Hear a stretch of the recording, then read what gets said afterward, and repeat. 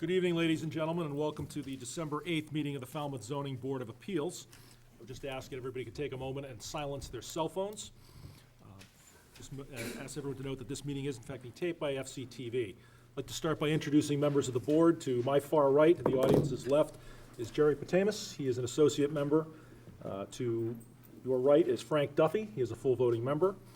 There's Mark Finneran. He is also a full voting member. My name is James Morris. I'm currently the chair of the zoning board. To my left is Suzanne Murphy, who is our clerk and a full voting member. And at the end, we have Scott Peterson. We're also joined this evening by Noreen Stockman, who is the town zoning administrator, and Ashley DeMello, who is our recording secretary. The Zoning Board of Appeals is charged with applying the state's zoning statutes as well as the town's zoning bylaws and reviewing and voting on applications. All decisions are made through the public hearing process. Our goal is to hear testimony from the applicants and the public and to allow a full and fair discussion of the project prior to rendering a decision.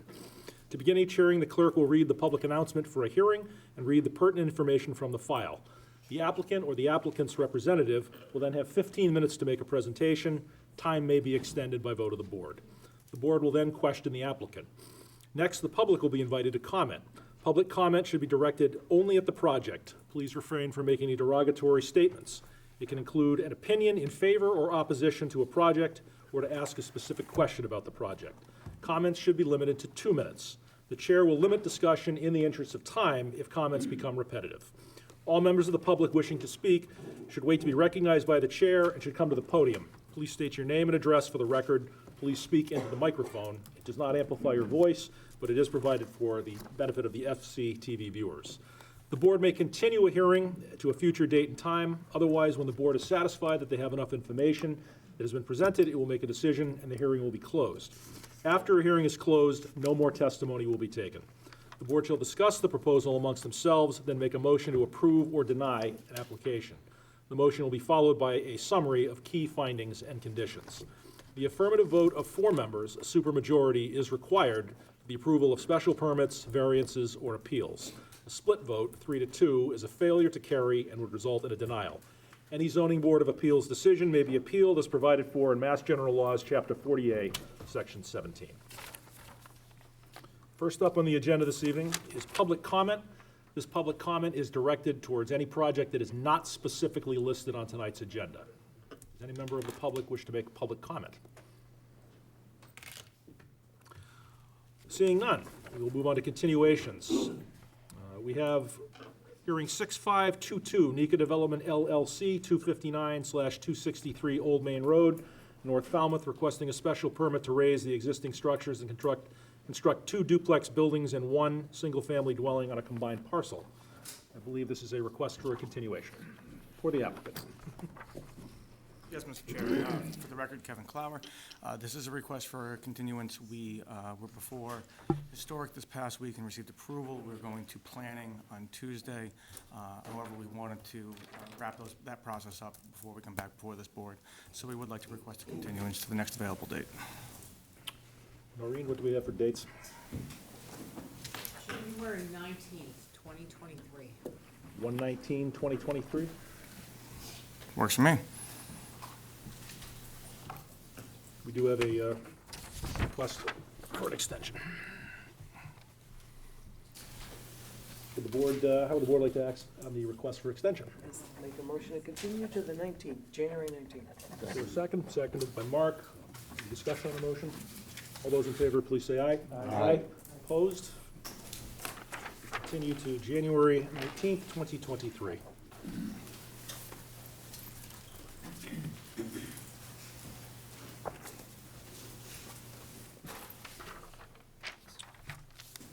Next on the agenda, we have hearing 07522, Blue Moon Sea Grill Incorporated, 159 Main Street, Falmouth, requesting a special permit to allow parking reduction for the proposed restaurant. I believe this is a request for continuation as well. For the applicant? Mr. Chairman, I'm Bob Ament. I'm a Falmouth attorney. I represent the applicant, and last week we requested a continuance. Next Tuesday, the planning board takes up a site plan review and a special permit application request to have the lot coverage be allowed to be 73.5 or 8% instead of 70%.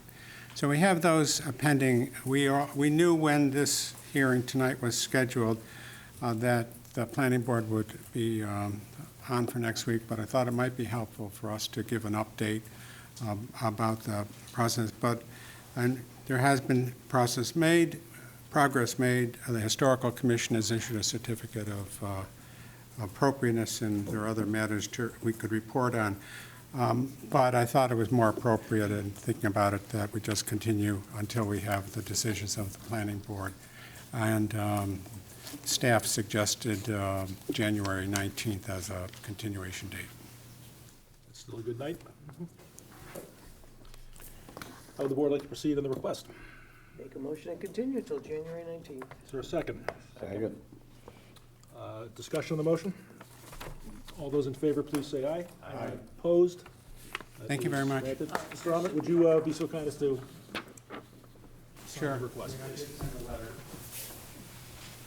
I like to keep my paperwork tidy.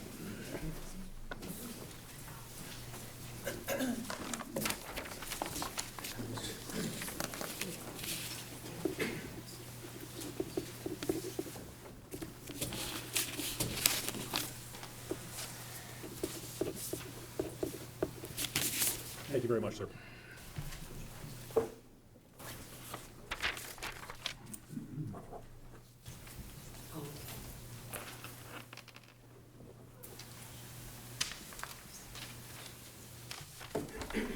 Next, we have hearing 08422 Gray, 22 Carville Drive, East Falmouth, requesting a special permit to construct a 30 by 40 garage for agricultural uses. I believe this is a request to withdraw. Yes. We have a letter in the file from the applicant requesting to withdraw the application. Someone like to make a motion to withdraw, that will be without prejudice. Motion to approve. Motion to withdraw without prejudice? Withdraw without Okay, prejudice. that's Mark, is there a second? Second. Second by Suzanne. Any discussion on the motion? All those in favor? Please say aye. Aye. Opposed? No, that's a vote. The application is withdrawn without prejudice. Next continuation, hearing 08522, Akula/D'Angelo, 9 Sycamore Street, T-Ticket, requesting a special permit to raise and rebuild a non-conforming single-family dwelling. Madam Clerk, I believe we've had some significant additions to the file since the last hearing. Just a tad. Summary of what's come in, please. Let's do that. Did we open the hearing? I was Did just we open gonna the say. hearing? I don't think we opened. Listed as a continuation, I don't, okay, We thank you. didn't open, I don't correct. think we did, right. Madam Clerk, please read into the, start the file, please. Let's read it. Thank you, Mr. Clark. We have Mario Kula and Josephine D'Angelo on 7 Marshall Ave, Natick, Mass. Applying to the Zoning Board of Appeals for a special permit pursuant to sections 240-3C and 240-69E of the Code of Falmouth to raise and rebuild a non-conforming single-family dwelling on subject property known as 9 Sycamore and T-Ticket. And we do have quite a bit of information. Let's see. We have planning, we have water. Water, the existing service is a 3/4 copper line fed off of a 2-inch water main. Service must be upgraded to a 1-inch service line and the new 5/8 meter in the home. The meter pit must be removed. Water service must be shown on the plans. Conservation. The conservation, it was approved last night. I must have another letter in here from last night. Assessors, no comment. Health, it's on town sewer, but I also have an updated health. I'm just going through these. Fire department, no issue. And engineering. I think I'm not reading that one either, right? Is it not the engineering? One engineering. Okay. This application was reviewed for impacts to public rights-of-way and public utilities. Sycamore Street is a public right-of-way in this area. The proposed driveway alterations would require filing a permit with the engineering division. The plans as shown would not be approved for a driveway permit. We will require a construction entrance. We will require a solid apron for the first 5 feet of the roadway. We will require abandonment of the existing driveway opening. we will require driveways to be set back 5 feet from the abutting property lines or require approval by the abutter in writing.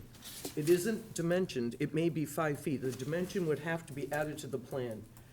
We defer to the board if this information should be added to the plans or if they can be part of the driveway permit with the engineering division. Note that with the exception of the setback, the above work would be in the town right-of-way and should have no impact on the property or lot coverage. Number 2, we request that the board either require the applicant to obtain an approved driveway permit from the engineering division prior to closing the hearing for the special permit, or that the board include the following condition. The applicant shall obtain an approved driveway permit and post any required bond with the engineering division prior to the start of construction. The applicant shall complete the work as approved by the engineering division in the driveway permit. 3, any connections or alterations to public utilities will require permission from the appropriate town department. 4, the project shall not direct any stormwater runoff to public property, abutters, or public right-of-ways. 5, a gravel trench is proposed for infiltration roof runoff, as we typically recommend. 6, we recommend the following condition be included. Upon completion of construction, the applicant shall post the number of this address. 7, erosion controls are shown on the plans as we typically recommend. The engineering division can monitor the erosion controls as part of the driveway permit. And that's engineering. Nothing there. And then we have 9 Sycamore, this is from Conservation. 9 Sycamore was approved last night, that we have the plan with an order of conditions. And where did the health one go? There was a health one, she just showed it to me, hold on, you show it to me again. Wasn't there a health one? Forwarded. Not sewer. Yeah, but I thought she said there was something, no? Oh, okay, nothing from health. Is that all I need for now? We have 47 letters of opposition, none in support. All I need from now, I think. And for the applicant. Thank you very much. One moment. Make a public disclosure. Longfellow Design Build is completing, or has completed, countertop installation and fireplace surround at my home here in Falmouth. I chose them because they could meet the project timeline that my wife chose, not because of price. The price was pretty similar. I did file this public notice with the select board. I had received advice from town council on a previous project where Longfellow Design Build was a similar subcontractor, and I've been advised that I do not have conflict of interest under Mass General laws, and I feel I can be fair and impartial. Thank you for the disclosure. For the benefit of everyone in the audience, Mr. Patamas is not going to be a voting member on this particular project tonight, but we've always allowed associate members to ask questions of the applicant or members of the public. So thank you for the disclosure. The record will so reflect for the applicant. Thank you very much, Mr. Chair, members of the board. Again, for the record, Kevin Clower, I'm an attorney here in town, and I am here tonight representing the applicants, Mario Kula and Josephine D'Angelo. They are the owners of 9 Sycamore Street, and they are here with me this evening. I'm also joined by Doug Schneider of Cape and Islands Engineering. Mario and Joe were seeking permission to raise and rebuild the single-family dwelling. This is at 9 Sycamore Street, which is at the southern end of the Mara Vista Peninsula. This is a dense residential neighborhood, residential C zoning district, and the entirety of this site is within the VE 15 flood zone. This application was originally scheduled to be heard, I believe, in late September. However, it has been continued until tonight. Efforts have been made by the applicants to revise the plans in response to some of the raised concerns from abutters and from the town. Joe and Mario purchased this property last year, and as I mentioned, they're seeking to make improvements. It is to be a second home for Joe, and they'd like to make more use of it in the years to come.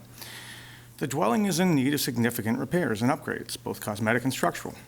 Whereas it is in the VE 15 flood zone, Those improvements are subject to FEMA and building code requirements relative to substantial improvements. A substantial improvement is defined both in our zoning bylaw and in the building code as more than 50% of the assessed value of the structure, improvements that are greater than 50% of the assessed value of the structure, or under our zoning bylaw, in addition to more than 200 square feet of gross floor area. The building value here is quite low. Only minimal improvements will trigger a substantial improvement. Therefore, it requires elevation and compliance with the flood zone standards. Given the scope of the repairs and upgrades, the applicants really felt they had no choice but to raise and rebuild the existing structure, which does require that compliance. Compliance with flood zone standards in this case means that the bottom of the joists of the first floor supporting habitable space have to be 2 feet above the flood zone elevation. Flood zone elevation is VE 15, so the bottom of the joist can't be any lower than elevation 17, which is approximately 11.6 feet above grade. The applicants would prefer not to have to elevate, but they're required to do so. It's currently a one-story dwelling with a shed footprint of 1,025 square feet. The lot's just under 3,000 square feet. It's non-conforming. Front yard setback is 1.1 feet where 25 is required. Side yard setback to the west is 0.6 feet where 10 is required. Lot coverage by structure is 35% where 20 is allowed by right and up to 25 by special permit. And lot coverage by structures, paving, and parking is 46% where 40% is allowed. The proposed dwelling is slightly smaller than the existing. It's 1,008 square feet. However, it does add a much-needed second floor. There are improvements to the existing nonconformities. The front yard setback improves to 7.7. The side yard setback will be improved to 5.1. The lot coverage by structures will be decreased slightly to 34.4%, and the lot coverage by structures, paving, and parking will be eliminated as a nonconformity at 37.8%, which is below the 40% that's allowed by right. We are aware of the many letters that were submitted in opposition to this project. The concerns are varied, only some of which apply to the standards by which the board should judge this application. I'm sure we'll hear from many of the abutters and the council, but I think if we're getting to the core of the concerns expressed, I think it largely deals with private views, views to which there's no legal claim. We've addressed some of these letters, some of these comments in my letter dated November 29th, but I'm glad to review some of them here. Correspondent stated, one is hard-pressed to find a project less in keeping with the neighborhood, less in keeping with the average dimensions of the structures in the neighborhood. However, that's simply not accurate. Visual evidence and the lot comparison figures bear that out. Driving through the neighborhood, there are many large and significant homes nearby, including, certainly not limited to, we got 21 Katomet, 70 Minot, 30 Katomet, 31 Katomet, 32 Sycamore, 28 Fenton, 5 Ardmore Street, 22 Brockton Street. In addition, we submitted the lot comparison table, which looked at the 36 dwellings within 300 square feet, or 300-foot radius of this property. Of those 36 structures, 35 of them had a larger footprint.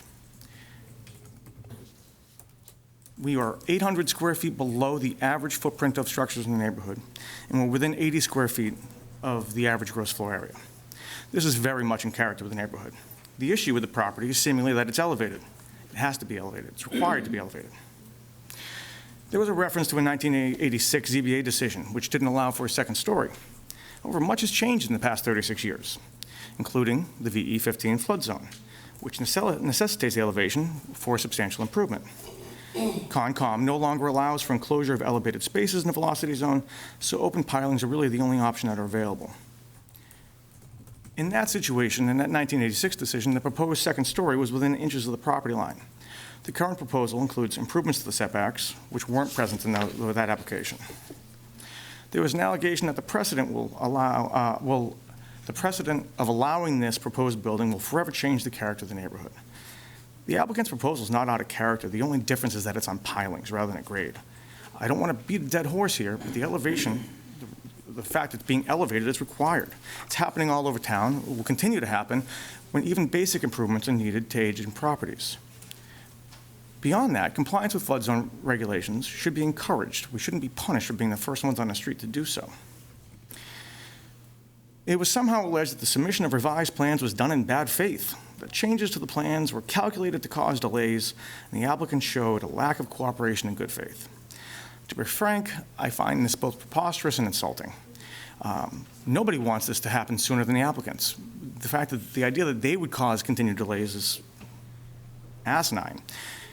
The applicants received feedback from the town and from the abutters. They sought to make the changes they could while complying with all the necessary requirements. That's exactly what should happen.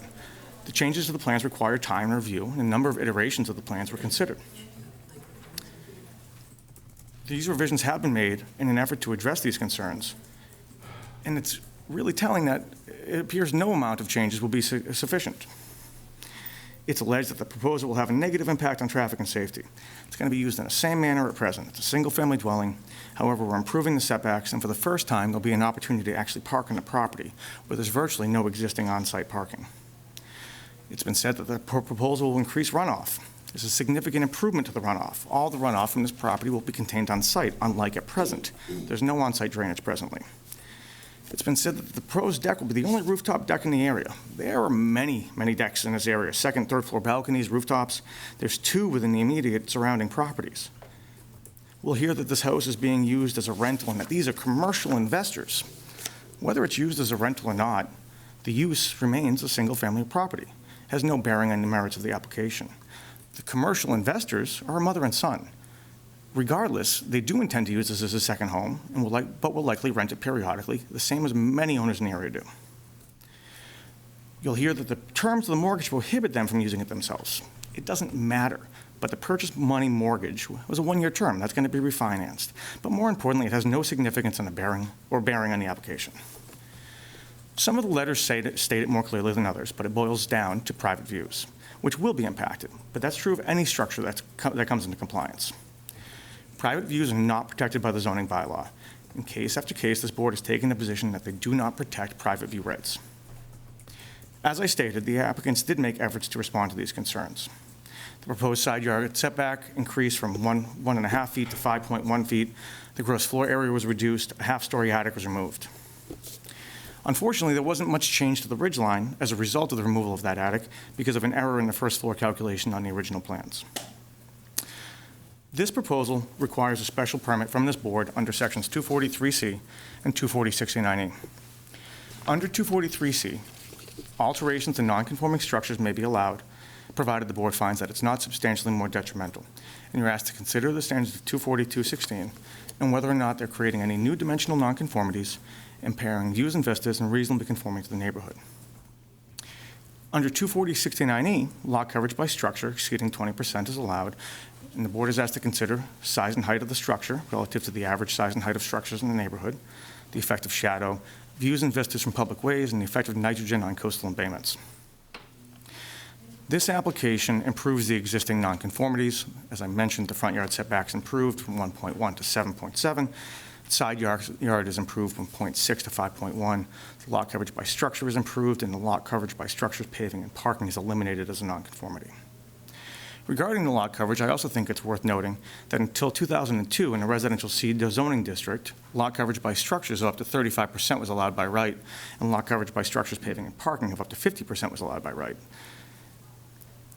Under this metric, the proposed structure is not substantially more detrimental, and with the compliance with flood zone standards, the elimination of the nonconformity, improvements to the remaining nonconformities, it constitutes a significant improvement.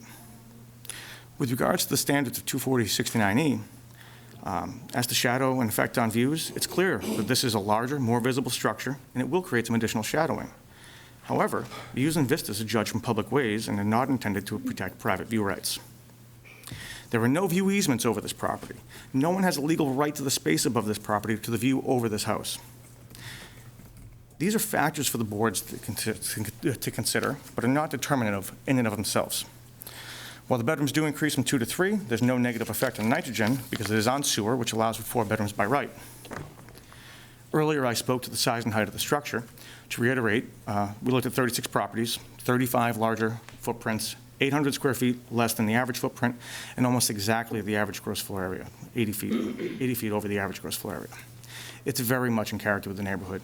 Simply driving through, there's many similar-sized homes and larger, many of which, if built today, would face similar requirements. The height of this structure is driven by flood zone requirements. Without the necessity of elevation, it would only be 22 feet. That elevation is required by the FEMA regs, the building code, and the zoning bylaw. Again, the board is asked to consider these issues and whether the proposal has adverse effects that outweigh the benefits. Again, here we have substantial improvement to the property, compliance with the flood zone regulations, elimination of an existing nonconformity, and improvement to nonconforming setbacks. The perceived adverse effects do not outweigh these benefits. The proposal is not substantially more detrimental. It will provide benefit. Given changes in the coastal areas, this is what the town should be encouraging. The changes allow for less damage when, not if, a significant storm hits. It's important to reiterate this. We should want this from homeowners. We need this from homeowners. We should be encouraging this from homeowners. It's imperative for the health and resiliency of the town and the coast, and it should not be denied for an inconvenience to a nearby property owner. The applicant and their design team have worked hard to find ways to reduce the scope and impact of this project, to reduce potential effects to abutters, and to respond to comments from the town. I believe that you can and should grant the special permit, and I'd be glad to address any questions that you have at this time. Board questions, we'll start with you, Jerry. What efforts, if any, have been made to reach out to the neighbors or their attorneys? I've met with Attorney Lebhers, who's representing some of the neighbors. The tenor has not been great, to be honest with you. We have renters who were sworn at and accosted by some of the nearby property owners over the summer, so there's not a lot of dialogue between the owners, but I did meet with Attorney Lebhers to discuss his client's concerns. Thank you. No further questions at this Frank? time.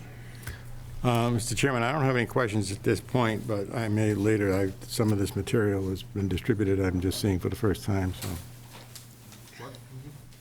so. You said that the owners are required to do this. They actually could rehab it at under 50% of the value and take 2 bites at the apple, so to speak. It would take about 10 bites at the apple. Whatever. I mean, it's 50%. I mean, if they want to do it 10% at a time and make it 10 bites, that would be their choice. I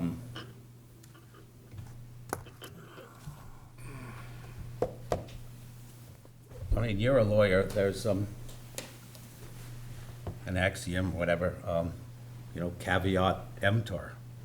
You bought a non-conforming house on one of the smallest lots on Mara Vista. And we're tasked with basically trying to preserve the character of the neighborhood. And I see this as, well, from 243 C1B. Extension of the structure may be considered a detriment, whether it extends or creates a new dimensional nonconformity, which it does. And also it goes on to state, impacts, views, or vistas. If you notice that there's no public in that, and I believe that was written that way, to protect the abutters on these small lots. So I find, you meet the, or that does apply to 69E. It certainly doesn't apply to 243C1B. But that's all I have for the moment, but I'm sure I'll have more. Suzanne? Kevin, when you showed us pictures of the other few houses that were large, they had lawn, they had square footage in their yard. This is the smallest lot that I can see in this whole area. There's a few right down by the water that are about the same size, but this is the smallest lot. Yeah. by far. I'm not, the lot size is the lot size. There will be lawn here. There will be lawn at the rear of the property. It is, they should not be prohibited from making improvements to their property, which will require, will trigger substantial improvements under the code. And they shouldn't be prohibited from doing that just because it is a smaller lot. The house is designed in a way that conforms with the neighborhood. The size is appropriate. The lot coverage is comparable to other lot coverages in the neighborhood. I think it meets all the standards for approval here. Okay, thank you.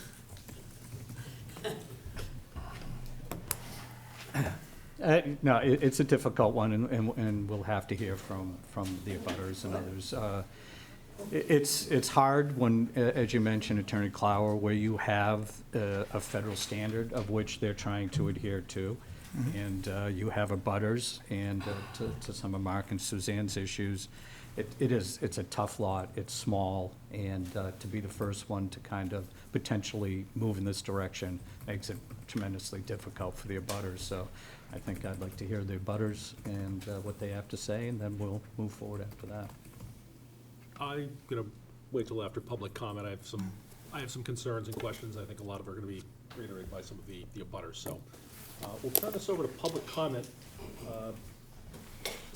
Just to remind people, in the event this thing starts to get repetitive, I would just ask maybe if you're going to come up just to think about what you want to say, because I imagine there's quite a few people who want to speak this evening, and I think everyone would like to get out of here before 12 o'clock tonight, so.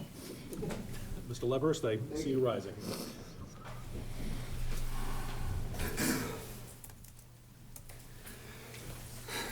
My name is Chris Leverhurst. I'm an attorney here in town as well. I'm representing the Flynn's next door to the east, William and Judith. Yes, I did meet with Mr. Clower a couple of times, and we really didn't discuss it particularly substantively. I think our position was well known to him. Previously, I sent in a memorandum to the board. I cited cases. I enclosed pictures. I added quite a bit to your file. Just in the last few days, I enclosed a copy of their deed and mortgage as well. I want to say a couple of things, some of which pertains to sort of the facts or the application, and a great deal of it pertains to the law. But I want to preface my comments before I really get into much detail by literally reading from Appeal 7986, which this very board decided in 1986. It was the same property, and the applicant sought to put a second floor on the property, and it was denied. What this board had to say at that time was as follows. Of course, at this point, I probably need my glasses. The board said, on an application far smaller in nature than the application you have tonight, the board said, the existing non-conforming structure is located on a lot that only contains 2,876 square feet. The addition of a second floor onto this structure, which is too close to its lot line, would have a negative visual effect on the neighborhood. And in particular, this board had this to say about the existing, never mind proposed. This is what this board said about the existing structure. The lot already has the appearance of being overcrowded, and the board finds that adding on to the structure would be substantially more detrimental. You could not build what Attorney Clower is seeking tonight by right. If that was a vacant lot, you couldn't do it. And in fact, you couldn't build by right what's existing on that lot. Even before we get to what is proposed tonight, you have too much structure and too little lot. As I said, I submitted a memorandum some time ago, but I would like to address some additional things. The RC district, the zoning district, requires 40,000 square feet. This lot has roughly 2,900 square feet, which is less than one-tenth of what is required under today's zoning. Is it a protected lot? It is, but it is an undersized lot. And if you look at the lot comparison worksheet supplied by Mr. Clower, if you go to Sycamore Street and you look at all of the lot sizes, I did so, I think there are 8 other properties. The other 8 lots have an average square footage of 9,343 square feet. We are 2,900. We are not even 1/3 of the average size lots on Sycamore, and all of those lots are undersized, I might add. So you are talking about less than 1/3 of very small postage stamp lots which we all know to be Mara Vista. The footprint is increasing. Attorney Clower suggests to you that the footprint is not increasing, but what he's doing, the footprint of the main dwelling is increasing. The shed is being removed, but we have a footprint of, I think Mr. Clower indicated 1,008 feet. However, the existing home, not including the shed, I calculated to be 944 square feet. We are increasing the footprint of this property. I've submitted cases for you. Bransford versus the Zoning Board of Appeals of Edgartown, Bjorkland versus the Zoning Board of Appeals of Norwell. Those cases, similar to the application tonight, do speak to applicants that have pre-existing nonconformities. They're not increasing specifically the nonconformity. In other words, it is true that we're going from right on the lot line to the west, on the west side of the property, and moving it in slightly. But we are increasing the nonconforming nature of the structure by virtue of increasing the size and scope of the building. No ands, ifs, or buts about it. That's what those cases stand for. In Bjorkland and in Bransford, the court clearly and unequivocally stated that doubling or increasing the size of the nonconforming structure on a substandard lot is an increase and an intensification of the nonconforming nature of the structure. So when the applicant suggests to you that we're not increasing any nonconformities, of course, this is fine. I would respectfully suggest it isn't, and I don't think that's in keeping with the case law. This application goes from a one-story structure to 2.5 stories. We go to 35 feet, or I guess 33 feet, 11 inches, and a rooftop deck. It is just about the maximum size you could build on a conforming lot, never mind a lot that is 2,900 square feet. Just about as big as you can do. We're increasing bedrooms. We are doubling, we're basically building twice the house that's already there, and this board said in 1986, what's already there is too big. We're increasing living space from 1,025 square feet to, I believe, according to Mr. Clower's worksheet, 2,039 square feet. Mr. Clower characterizes this as an improvement. An improvement. This is a tear down, rebuild, and double the size of the house. I don't think it's fair to call this an improvement. I would like to talk about the law. This application cites two parts to the bylaw, chapters 240-3C and 240-69E. 240-3 is a bylaw dealing with extending, altering, or changing pre-existing non-conforming structures. I would respectfully suggest to this board, as a threshold matter, when you tear down a building and build a brand new one, you're not extending or altering or changing a pre-existing non-conforming structure. You're building a brand new structure. The pre-existing non-conforming structure is gone. Goodbye, out the door, let's build a new house. I don't think 240-3, and I'm not aware of any precedent that says otherwise, I don't think 240-3 is for the board, is properly applied under here. This is a brand new structure. 240-3 speaks to altering existing structures. I don't think you can argue that a non-existing, that in a non-existent structure, which is what is being proposed, is a pre-existing structure. And yes, and even in 240-3, 3C1B, it specifically speaks to views or vistas, but more particularly, it speaks to the average dimensions of homes found in the neighborhood. Really, all you have to do is go up and down the neighborhood and drive through Mara Vista. This is nowhere nearly in keeping with the average. The word is average dimensions of the neighborhood. We might find a few isolated homes that as Ms. Murphy points out, are on much, much, much larger lots, You want to build this home, you buy 2 or 3 of these lots, and then we're talking. You don't build it on a 2,930 square foot lot. This structure will dwarf any other lot on Sycamore. You will end up with the largest house by far on the smallest lot by far. I would respectfully suggest that this proposal does not conform to the average dimensions found in the neighborhood. 240-69E. This application is the other bylaw that is applied for, that is applied under. If you look at 240-69E, it caps lot coverage by special permit at 25%.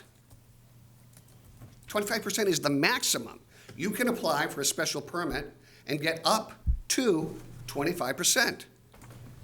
This application is 34 or 35% lot coverage. I would respectfully suggest to you that you're not entitled to relief under 240-69E. This is a brand-new structure in which they're citing a bylaw that if you're lucky enough to get it, you can get up to 25%, and they're asking for, I think, 34.4% lot coverage. I don't think you even procedurally can go forward under either 240-3 or 240-69E. 240-69E also, and quite specifically says, the board shall take into account the size and height of structures in relation to the average size in the neighborhood. And more importantly, it specifically says it shall take into consideration shadows on adjacent properties. I submitted a memorandum with photographs. Well, we're not still up here on the board, but my client's property, when you look west, you look to Little Pond, and you look at the sun in the west in the afternoon, and you have a sunset. And I submitted some pictures showing shadowing on houses at various times of day. My clients will positively, unequivocally lose their view to Little Pond, and they will lose their sunset. Their house will be cast in shadow all afternoon on a summer day, and that's a loss to them. That's a tangible loss to them.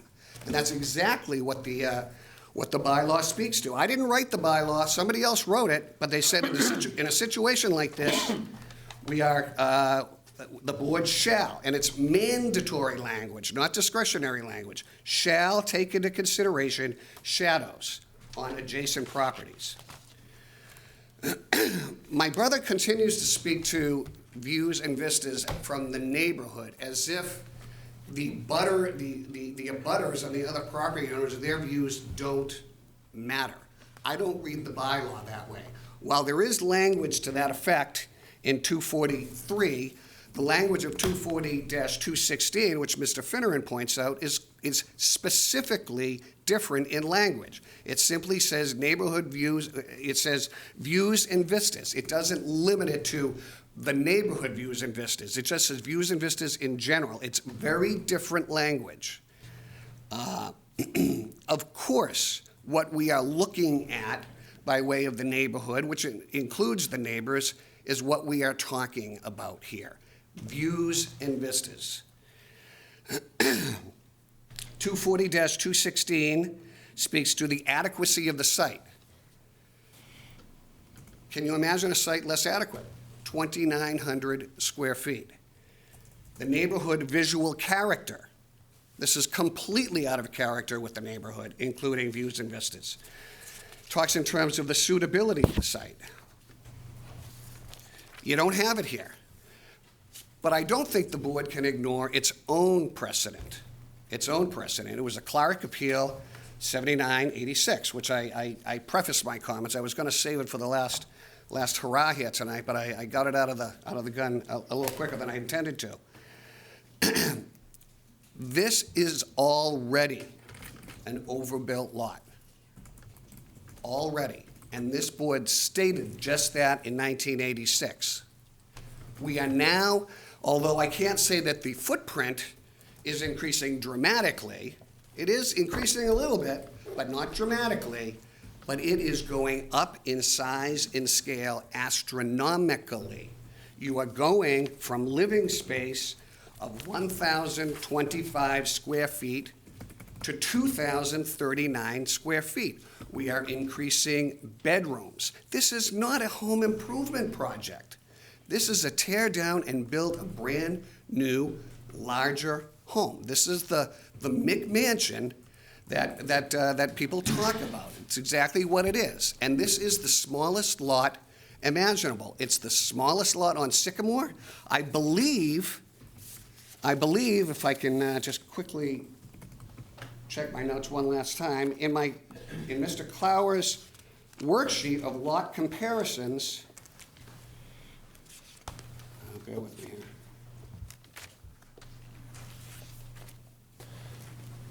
here. It is of, he set forth about 35 or 38 different lots. I think it's the smallest one there is. It's certainly the smallest one on Sycamore.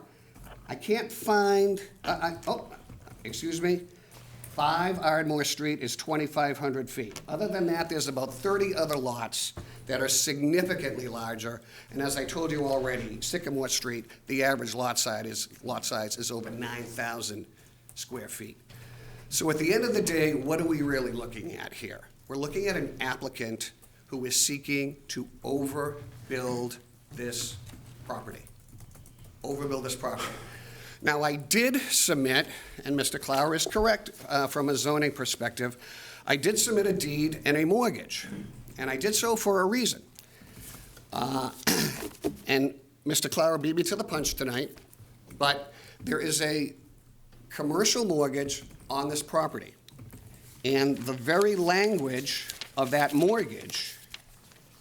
Can I ask a question of that, Mr. Leppert? Does that have any bearing on zoning? I think it has bearing on the neighborhood, if I could get to it, so I would respectfully suggest it does. That mortgage, which is in your file, specifically says that the owners will not be residing in the property.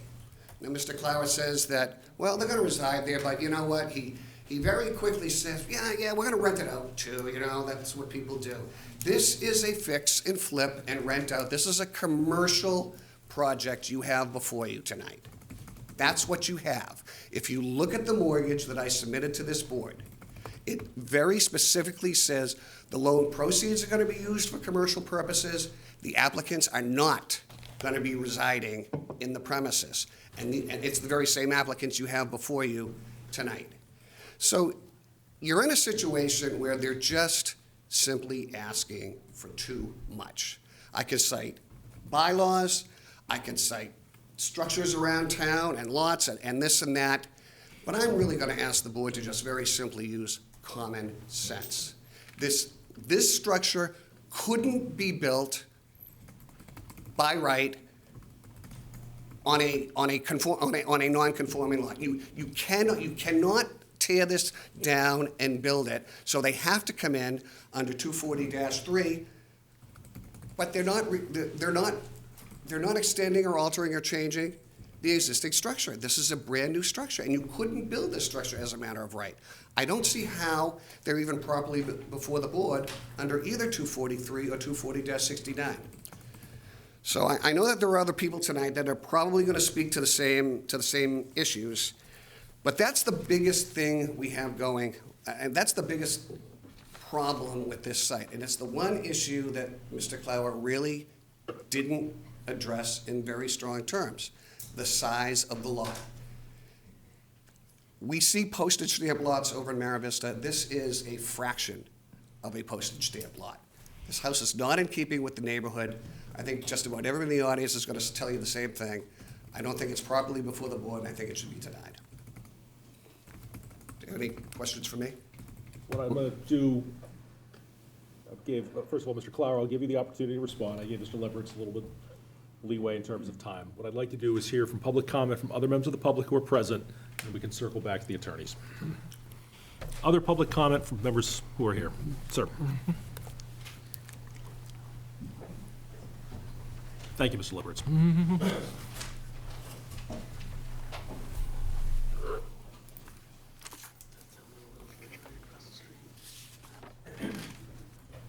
Good evening. My name is Bill Flynn, and currently own 407 Mara Vista. My attorney, Mr. Lebritz, has been representing me, but kind of been a spokesperson for the entire neighborhood. My love affair with the town of Falmouth began in the late 70s. My wife Judy and I were blessed to be in a position to buy our home at 407 Mara Vista close to 30 years ago. It's where we plan on retiring. It's where we plan on passing it down to our kids. Our home was the perfect location. It's walking distance to the beach, but perhaps even equally important is walking distance to the old Casino Wharf restaurant where my favorite bartenders, Freddie the Terminator Ahern, Flats, Pat, the late Boomer, God rest his soul. So why are we here? And should we be here? We are here to strongly oppose the unnecessary tearing down of a beautiful cottage built in 1940 at 9 Sycamore to replace it with a 30-foot-high mini mansion. It is totally out of character with the neighborhood. There are wants and there are needs. This is about what they want to do. It's not what they need to do.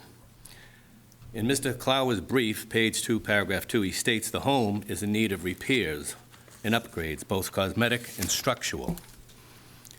This house has survived, along with most of the other homes in the neighborhood, built between 1900 and 1950, over 80 years of nor'easters and hurricanes with little or no damage. There is no clear and present danger here.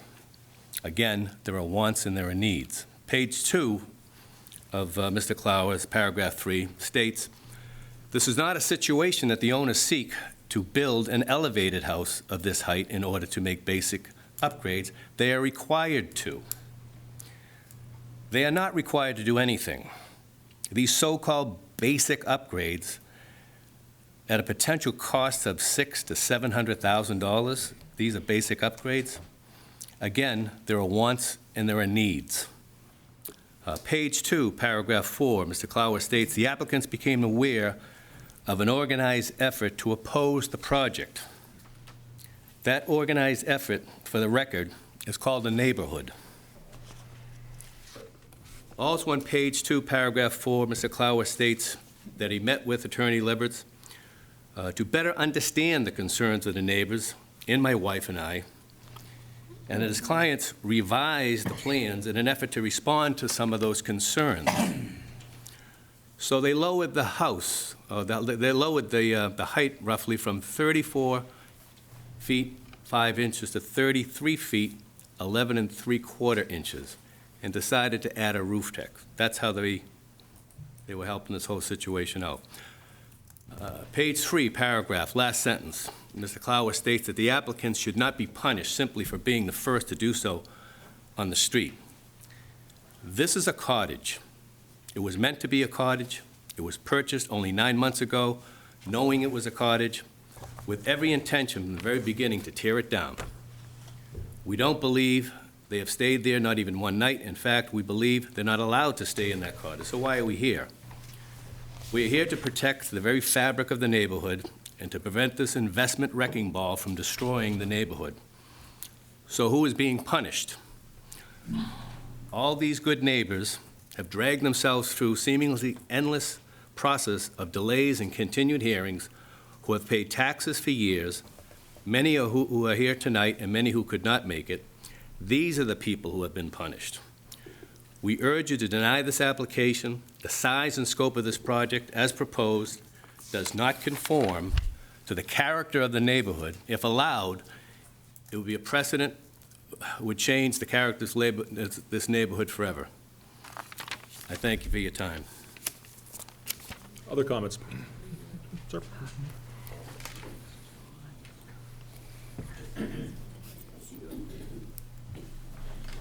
Good evening. My name is John Shaddig. I live at 2 Sycamore Street. This is my footprint. It holds up my height, and it's quite in proportion, I would say. This little house once belonged to my wife's aunt, Alice and Joe Duffy. They bought the house and then told my mother-in-law to buy the house at 2 Sycamore Street when it came on the market. So that's what she did.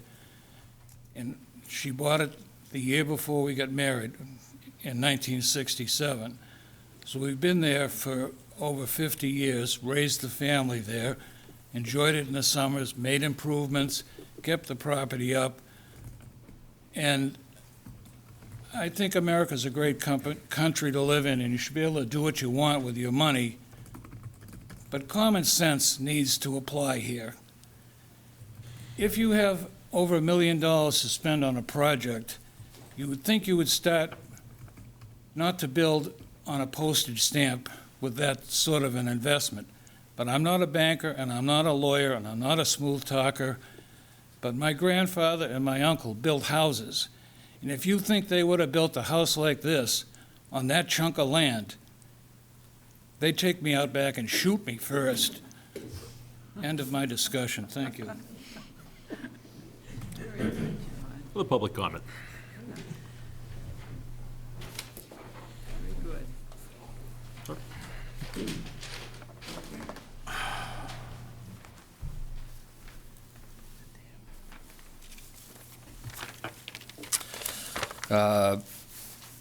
My name is Brian Aspel, and my family owns the property at 5 Sycamore Street, which is a direct abutter to 9 Sycamore Street. Actually, the property is owned by my mother, Linda, but she's 76 years old and was not able to travel here tonight, but I'm authorized to speak on her behalf. My parents purchased the property at 5 Sycamore about 20 years ago, back in 2001, and since then, we've enjoyed countless summers on that street in that time. Most of the abutters and properties in the vicinity are summer-only residents. We've befriended the neighbors and like to think that we've become a part of the fabric of the neighborhood.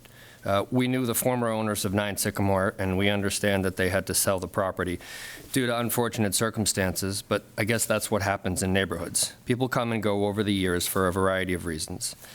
There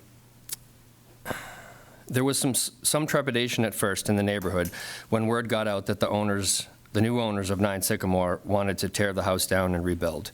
I don't think anyone quite knew what to expect, but we realized it was a small lot on a crowded street. We at 5 Sycamore Street would like to go on the record to state that we formally oppose the project at 9 Sycamore Street as it is currently proposed. We certainly understand the desire to renovate or improve a property, and we would not be ones to stand in the way of that process unless we felt it negatively impacted us or the neighborhood. Quite frankly, we believe that the lot is too small to support the currently proposed project. We are not as concerned about the use or occupancy of the property. We believe that it is at the discretion of each property owner. The bigger concern for us is just that any residents or occupants would be courteous and respectful to others in the neighborhood. And we have also heard that the new owners will be required to construct the new dwelling up on pilings to comply with current building requirements in a flood zone. The argument has been posed that 9 Sycamore shouldn't be punished for being the first ones on the street to do that, and that others may someday have to follow. That may be the case if the dwelling is torn down, that they have to build it on pilings, and there may be a day when others on the street would need to construct on pilings if a storm or other casualty were to happen. But the current project at 9 Sycamore is elective construction. If the owners were looking for a 2- or 3-story house with 3 or 4 bedrooms near the ocean, we believe that there were probably other properties that could have been purchased when you consider the total investment that this will likely require. Our house is almost exactly 24 feet high from the ground up to the top of the gable. And I don't know if any of you have done a viewing of that area recently, but the proposed project at Sycamore is just a shade under 34 feet high with the latest revision.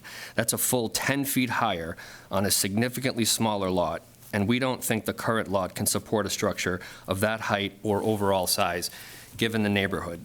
The house will be looking down on direct abutters on at least 3 sides. We also have some concerns about how and when the construction would take place if this matter was approved. It's already a short and narrow street, and we wonder where the construction vehicles will park during their tear down, haul off, pile drilling, and general construction. We can't speak for anyone else, but if a more reasonable project in keeping with the neighborhood in size and scope had been proposed, we might have been more amenable to some kind of construction. So we hope you would consider our thoughts when you make your decision. Thank you. Anyone else like to speak for or against this project? Sir?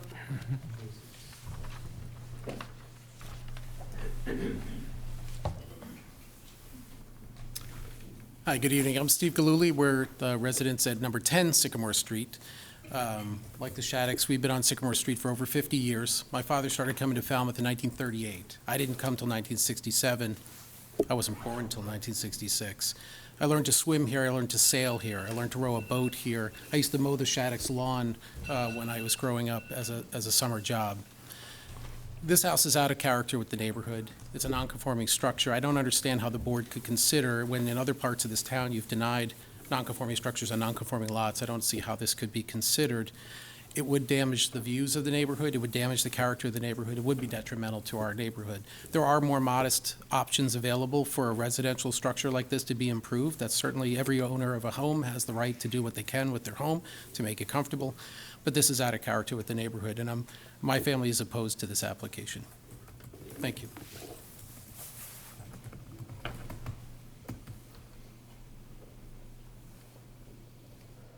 Anyone else like to speak?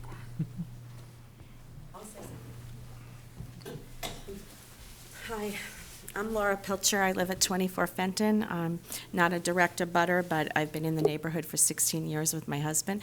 We oppose this project. It's definitely too big for the lot, and it's too big for the neighborhood. You should just drive around and see all the little cottages that are there. Two-story would be fine, but I fear the neighborhood, if this is passed, will turn into Boston, where you have giant structures on small lots. And if you say yes to this, there's a lot of cottages in the neighborhood that are going to present in front of you and want the same thing, and it will forever change the character of the neighborhood. So we oppose. And I think if you want to build a big house, you should buy a big lot.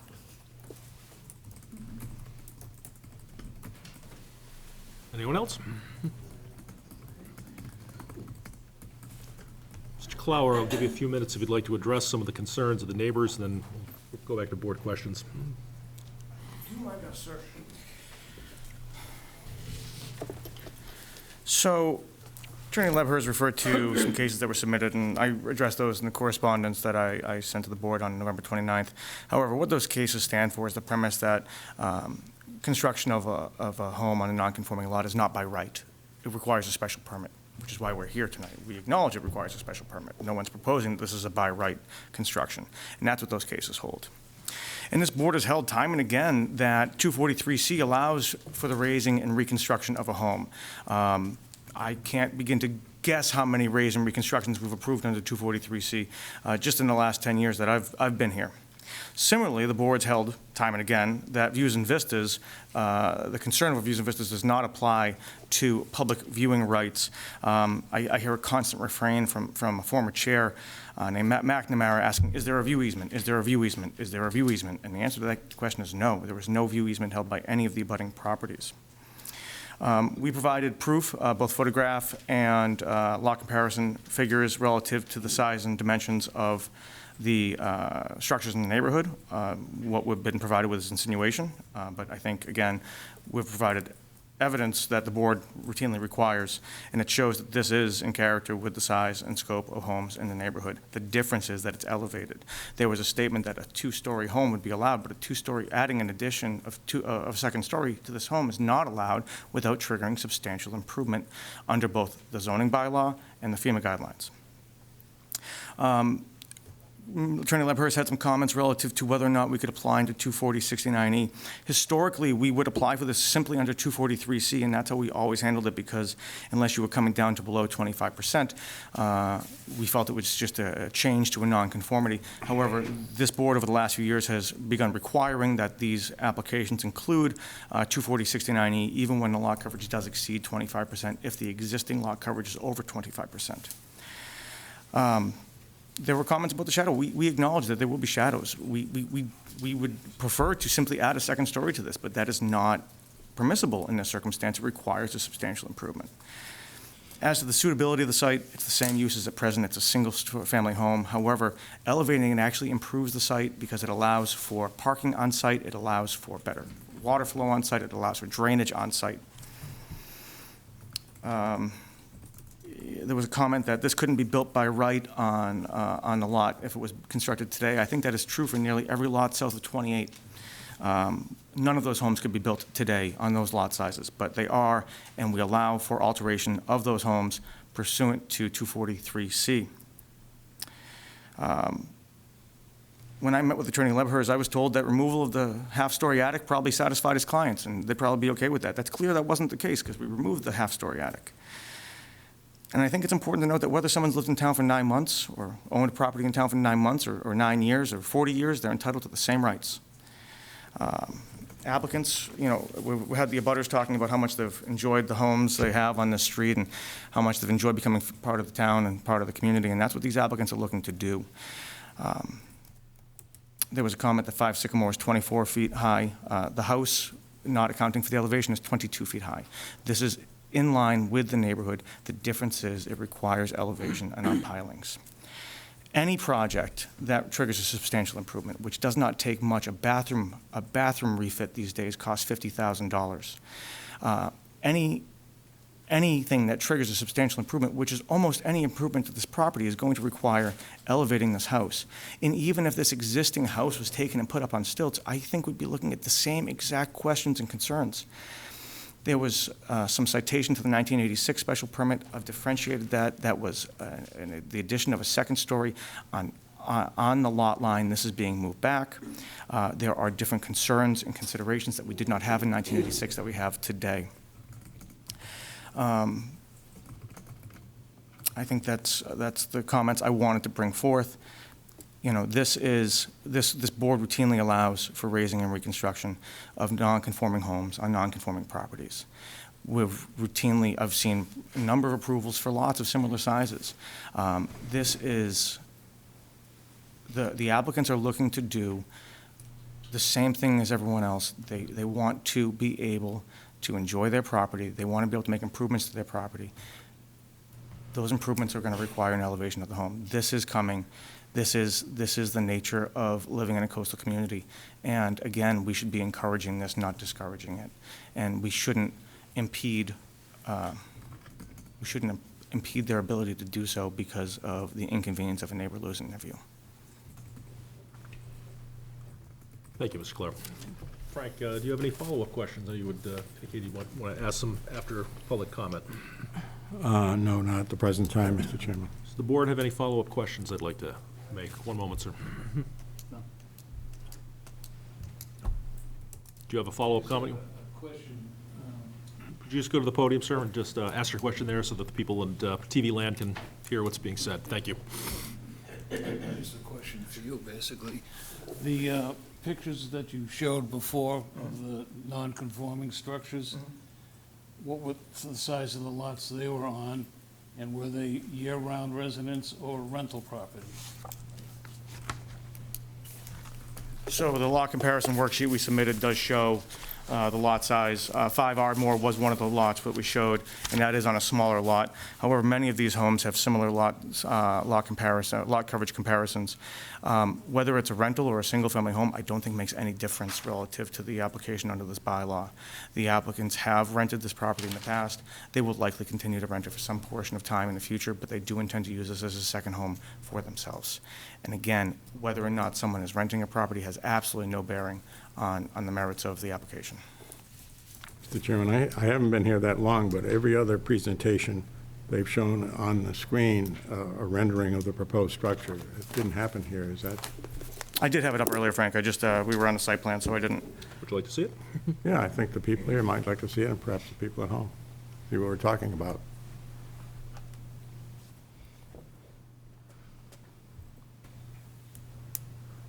So that is the proposed structure.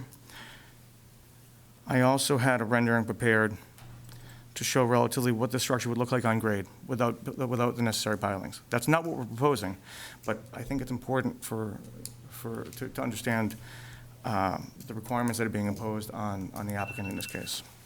So that's the proposed rendering, Frank. The intent to use that space on the right-hand side of the building to, like, as an open carport? Yeah, they'd be parking underneath. We actually think there's room enough under the car to put 2 cars. Right now, there's no existing parking on site. You're basically parking on the town right away. You might be able to squeeze a car on the left-hand side of this property up against the fence of the abutters. But yes, the idea would be that the parking underneath would be available, the space underneath would be available for parking. But it wouldn't be enclosed, Okay. other than the small entryway. Council, I've said routinely, and I recognize that compliance with the FEMA flood zone is compelling, and anyone who lives in a flood zone knows what those flood insurance premiums are like, and it's not fun, and getting homes elevated and out of the flood zone is a compelling reason. Did your clients ever just consider keeping the existing size and just simply going up and making the internal improvements? The cost analysis doesn't work when to elevate a 900-square-foot house. The investment necessary to construct a home of that nature, you'd want to increase the size slightly. They're not looking, people have talked about this being a McMansion. This is under 2,000 square feet. We're at 1,857 square feet. This is a modest-size home. The only difference is it's on pilings. Thank you. Any other follow-up questions from the board? How would the board like to proceed? Don't we have additional public, I mean, Oh, Mr. Leverett, certainly. Thank you.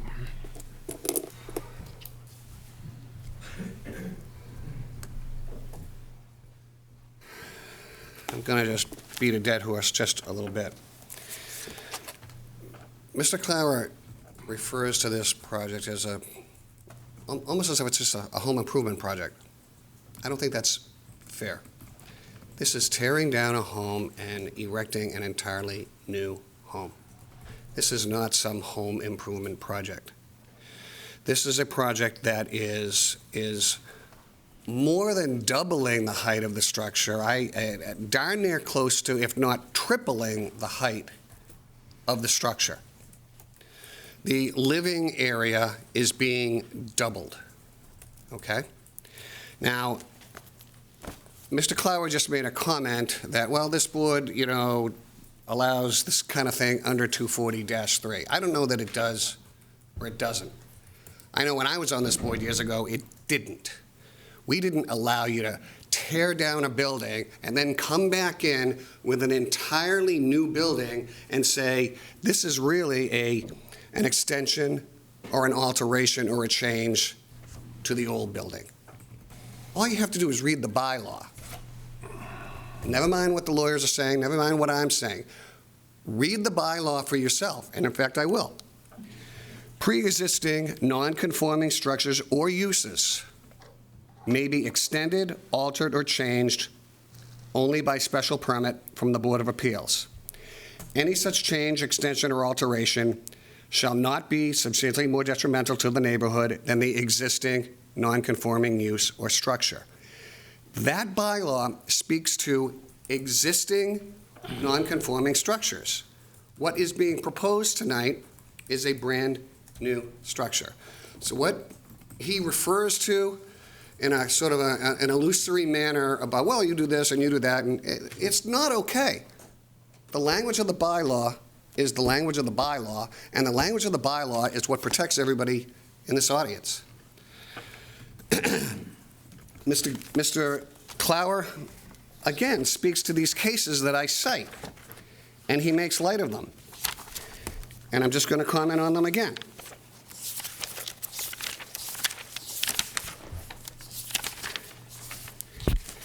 Both Bransford and Bjorkland talk about lots, structures that are on substandard lots. But the point that I'm making with those cases that Mr. Clower is not commenting on is that they specifically stand for the proposition that doubling or increasing the size of a structure or a residence on a non-conforming substandard lot is an increase or an intensification of the non-conforming nature. Those cases, by the way, were conforming, those cases, it should be noted that the proposed structures conformed to the setbacks. The lots themselves were substandard, but the structures conformed to the setbacks. In this particular case, you don't conform to the setback on the west side by far.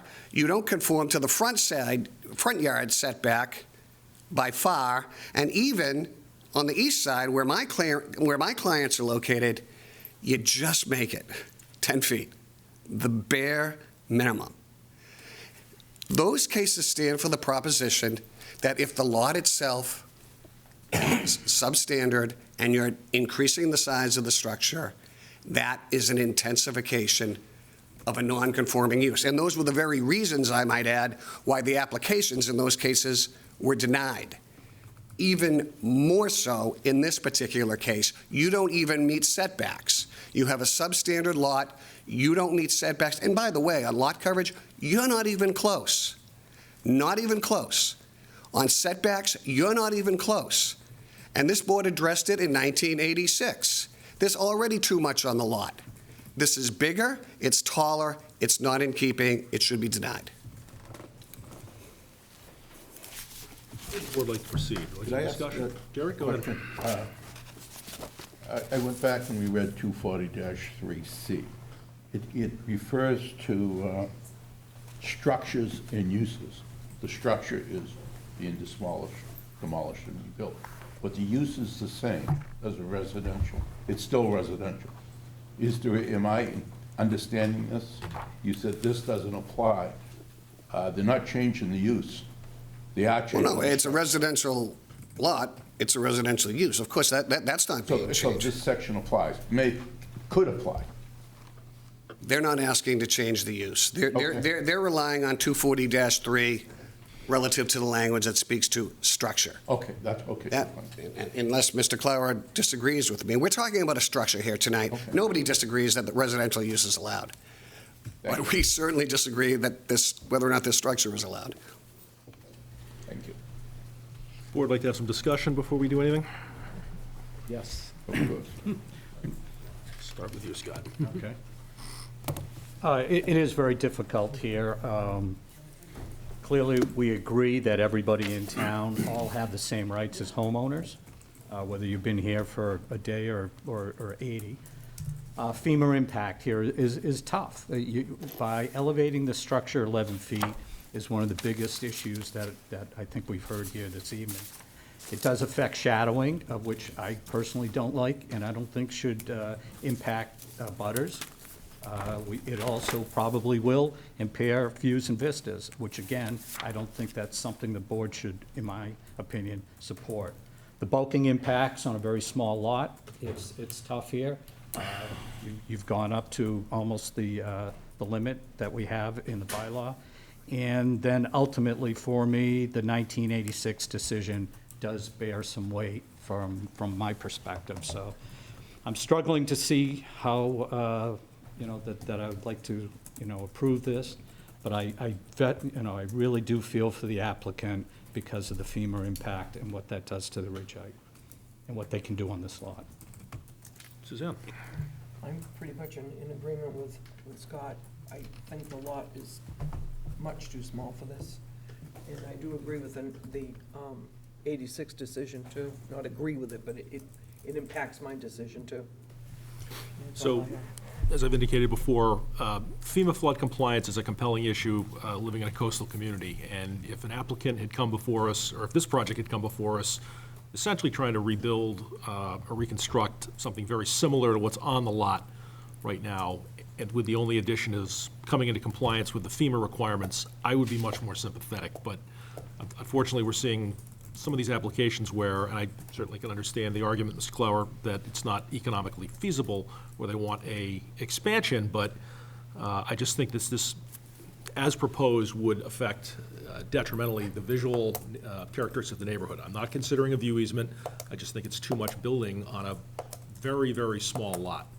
So again, if they had come essentially wanting to replace what's there but go up to be in FEMA flood compliance, that's what I'm willing to give. But in its current configuration, I think it would be more detrimental. I think the magnitude of objections that have been received is a clear indication that this is a significant change to the neighborhood that is not liked, and I agree with it. Mark? Well, 243, 1C says we're supposed to apply all the standards. We shall, which is, everybody knows what that means in Massachusetts language. And if I look at 243, if I look at 240, 216, and if I look at 69E, I find no way this can be done in any one. You're basically tripling the mass, or whatever, we haven't come to the term, the volume of the building. You're doubling the gross floor area, doubling. I mean, that's substantial. You bought a two-bedroom bungalow on a tiny lot. I mean, research and consideration into that should have been done beforehand. That's how I feel. Frank? Well, this particular case is, as everybody has alluded to, is very difficult, primarily, I think, because of the height of this structure. But I'd just like to address a couple of the issues that I've heard. I believe our bylaw, and it has been the practice of this board in the past, to allow raise and reconstruction under 243C. I would agree with that. That's happened before. The question of views and vistas, again, I happen to feel that it's really not the province of this board to protect private views, but it is to protect public views. But nevertheless, I don't think this case really falls or is decided on that particular issue. The 1986 decision, I think is relevant for consideration by the board, although it has been commented on here, and I personally know that the zoning bylaw has changed considerably since then, so I don't give that precedential value other than just in passing. It seems to me that we have a situation here where I'm not concerned with the ownership of this house. I'm not concerned with whether these people are going to live in this house or whether they're not going to live in this house. It's going to be a single-family residential structure. And if they live there 1 week a year, that's okay. If somebody else lives there the next week, that's okay. If one family lives there 52 weeks a year, that's okay. We're only interested in it being a single-family structure. But where I do have a problem with this particular case, and this includes a view, I've taken 2 views of this property. And the one thing that struck me in both instances is if we take into consideration the size of the property of the proposed structure on this lot, which is extremely small, it's just really out of scale with the whole neighborhood. And I think it would negatively impact the character of the neighborhood. Now, this is a difficult decision because I have to take into consideration that the elevation of the structure is required by law, and I don't think you can use that as a basis to find that it's substantially more detrimental to comply with the law than not. But nevertheless, the totality of the circumstances, the size of the structure, the limited frontage setback, the limited sideline setbacks from neighboring properties, the height of the building, all of it, it gives me concern. Jerry, you're not voting. Would you like to make any comments, though? No, I couldn't add anything to other board members. Mr. Clower, would you? Let's roll the dice, no. You know, I think we've heard a lot of what the board has to say, and I think that there are potentially some changes the applicants can make to the plans. I think, you know, it's instructive for us to go through this, and I'd like to request a continuation so that we can consider potential changes to the plans, and if we are able to do that, we'll submit those in advance of the next meeting. Request for continuation, what's the board's feeling on a continuation versus a withdrawal? Absent discussion, I think that's a fair request. I would make a motion that we continue. Second. You like to be heard? On the motion. Certainly.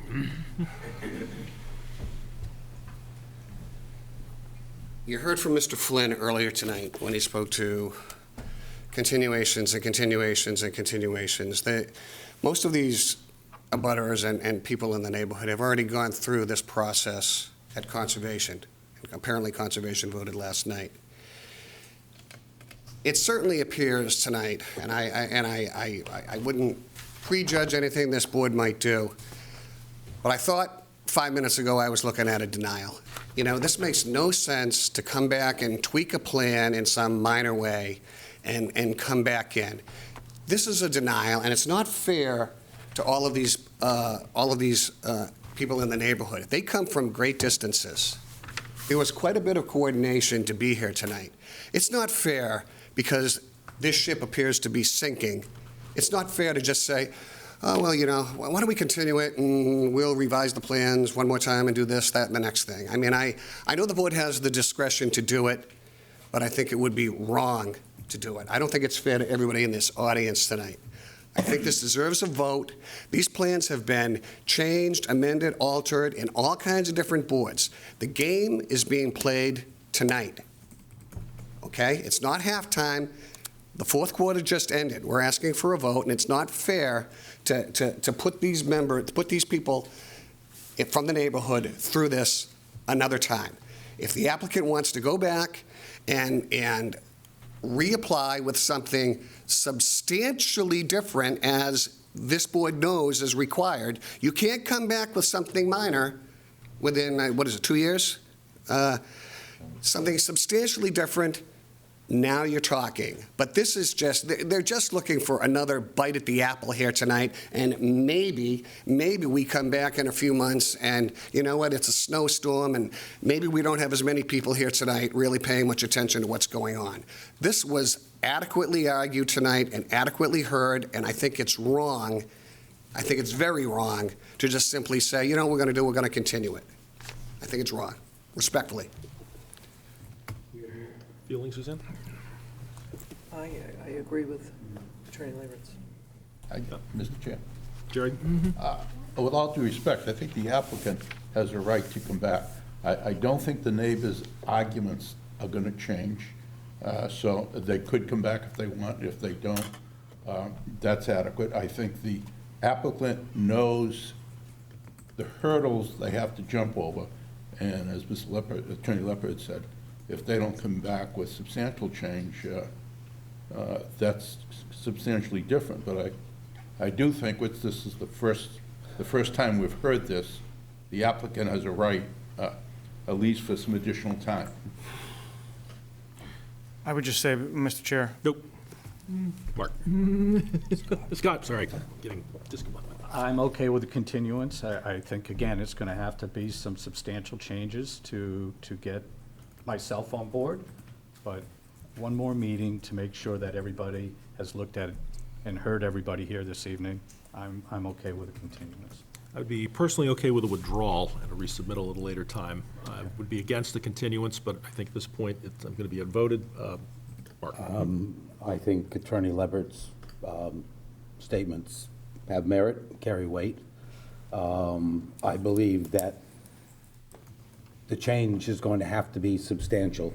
We're looking at doubling the gross floor area on a tiny bungalow that somebody bought on a tiny lot. I believe that withdrawal without prejudice and coming back with something considerably different, something that's going to satisfy the bylaws, something that's going to allow us to pursue our mandate to control this out-of-control growth that's happening now. As I've stated before, these things used to be 20% of the caseload here, and now they're 75% and increasing. We have a very small window to do what the bylaws tell us to do, and I think a withdrawal without prejudice is the most prudent thing to do. And it'll give you a fair amount of time to make a fair amount of changes, and they're going to be necessary to get my vote. So at this point, I believe there is a motion and a second for a continuation. I believe you seconded. Oh, sorry. Well, Actually, you're withdraw keeping... that second. Because, okay, well, there's a motion by Frank, Mr. Duffy to continue. Is there a second on the motion? That fails. I'm very surprised. I've never seen this board not allow a continuance. This is the first time we've been in front of this board on this matter. It's a discretionary issue. Would you like a withdrawal? I understand. I'm very surprised. continued once before. It wasn't opened. It was never opened. So this is the first time we've had any feedback from the board. So if a continuation isn't on the board, we'll have to withdraw without prejudice. But I think it's unfair to do that to the applicants. Would the board like to vote this, or would the board like to grant a withdrawal without prejudice? I'll make a motion withdraw without prejudice. I have a motion to withdraw, seconded by Mr. Finneran. Well, has he requested it before we start? Well, making Is that a motions? request? I mean, if that's the only option, then yes. If it's that or obtain a denial. But again, I'm pretty floored, but yes, I would request a withdrawal without prejudice. Having now been informally requested to withdraw without prejudice, is there a motion to allow the applicant to withdraw without prejudice? So moved. Second? Do we need any discussion on this? I don't believe All those in favor, please say aye. Aye. Aye. No. 1 no. 4 to 1, motion carries. The application is withdrawn without prejudice. Thank you very much for your time this evening. Take a 5-minute break. Yep, I think there'll be a lot of people filtering out at this point, so we will recess for 5 minutes until the sound of the next gavel.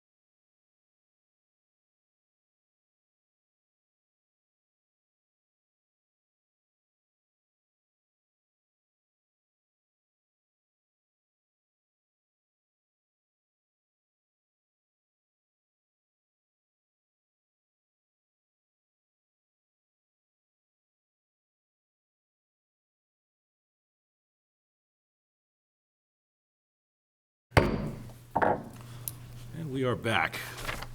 That concludes continuations. Next up, we have new hearings, 09522, Torquemo, and if I've mispronounced it, I apologize. Orsillo, 26 Pennsylvania Court, Falmouth, requesting a special permit to convert the existing garage into office space.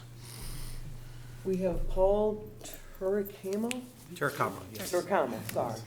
And Susan Orsillo, I know that from Red Sox. Dawn, yep. 26 Pennsylvania Court, Falmouth, applied to the Zoning Board of Appeals for a special permit pursuant to sections 240-3C and 240-162 to the Code of Falmouth to convert the existing garage into office space on subject property known as 26 Pennsylvania Court in Falmouth. It's in an RC zone, there's no overlay, no flood. They did have a previous decision in '93. Lot size is 7,500. It's on a public road. It does include lots 17 and 19. The assessors did note that.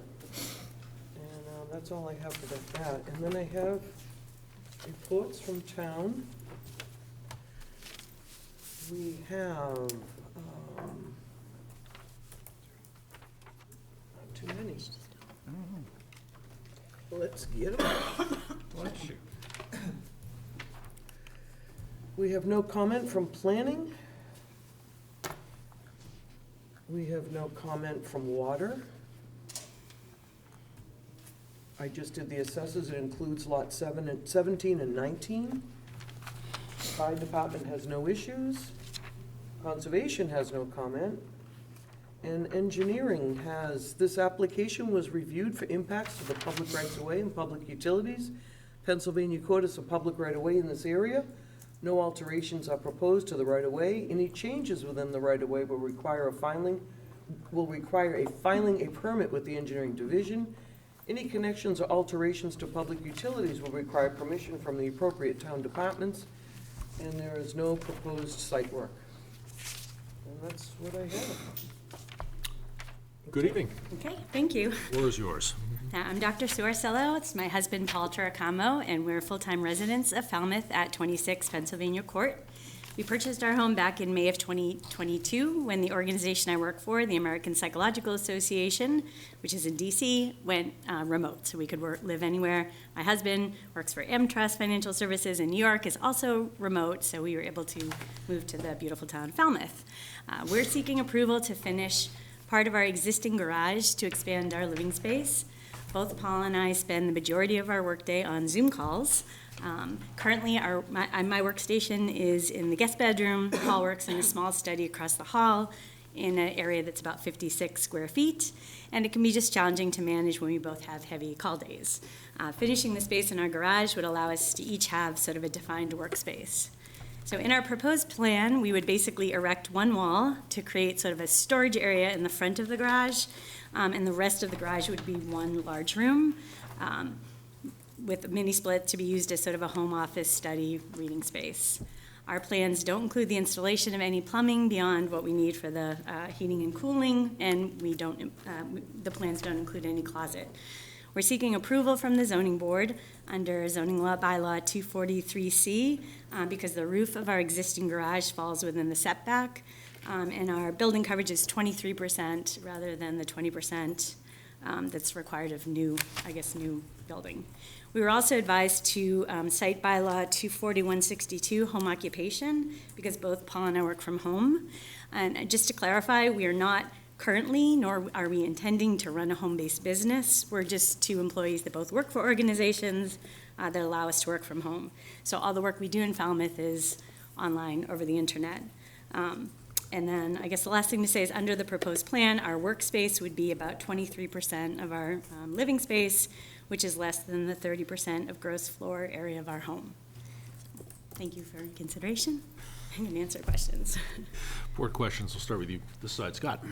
I can see Paul's a loud talker, so I can understand why you need to move out to the garage. But no, I think it's a very good use, and I applaud you for what you're doing, so no questions. Suzanne? Yeah, I looked at the plans, it looks like a good project.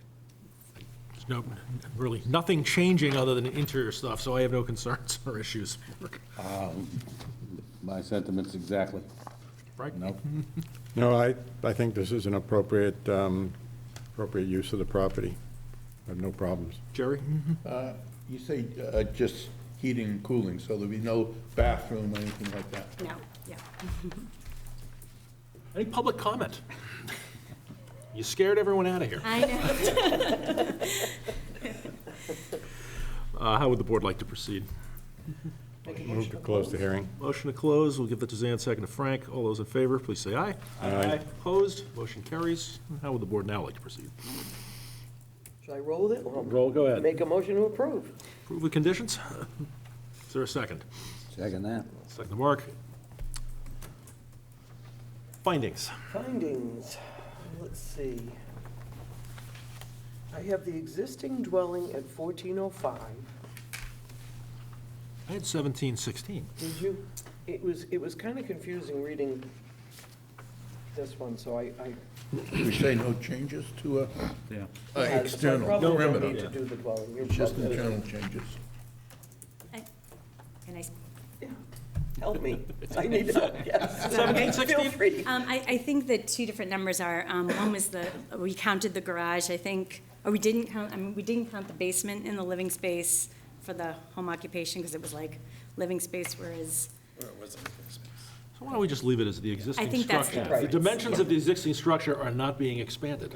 yeah, no, Thank no, you. yeah. That helps. Sorry. 243C, 24162. More detrimental. RC District testimony was used conversion of the existing garage for home office, both professionals working from home. Currently sitting on a 7,500 square foot lot. Previous ZBA decision. Application indicates there will be no site work conducted. No opposition offered at the hearing, no oppositions, complaints filed. Applicant did state that we'll not be having a business out of that dwelling. Testimony is they both work from home via Zoom remotely. Only utilities will be heat, electricity, and air conditioning. Any other findings? Conditions? For plans. Per plans, work hours. Per plans, standard hours of work. A little tight in there, so just we could say if they can't keep, if the applicant can't keep construction vehicles on their property, just to work with the Falmouth Police to make sure that the road isn't getting blocked. No change in number. Any other? Well, it doesn't, this doesn't authorize a home occupation. Correct. Okay, Just said. right. Yep. I think we're good. Anything else? No additional lot coverage, storage bins, sheds, structures. Fair enough. All those in favor, please say aye. Aye. Opposed? It's a vote. Congratulations. Thank you. Just for your knowledge, the World Power reference is for the construction, not for. Nothing to do with you. Not for, Not you guys. You can stay up all night. 7 to 5 or 7 to 7? We'll write it down. Yep. Thank you. Next hearing, 9622, Delorme, 345 Carriage Shop Road, East Falmouth, requesting a special permit to construct a detached accessory apartment. All right. We have Mark Delorme. Did I say it right? Delorme. Delorme, sorry. I No got one E. right tonight. 0 for 2. It's at 345 Carriage Shop Road, East Falmouth. Applied to the Zoning Board of Appeals for a special permit pursuant to Section 240-38I of the Code of Falmouth to construct a detached accessory apartment on subject property at 345 Carriage Shop Road. I have that it's zoning AGA. The overlay district is Wacoit Bay, not in the flood zone. No other special permits or variances. Lot size is 80,044. It's a public road. Existing structure I have at 1,600. I think that's about all I have. Yeah. And I'll go to the, let's see, we have planning board. I'll do that in a minute. You can just indicate that there was a site plan review and decision in the file.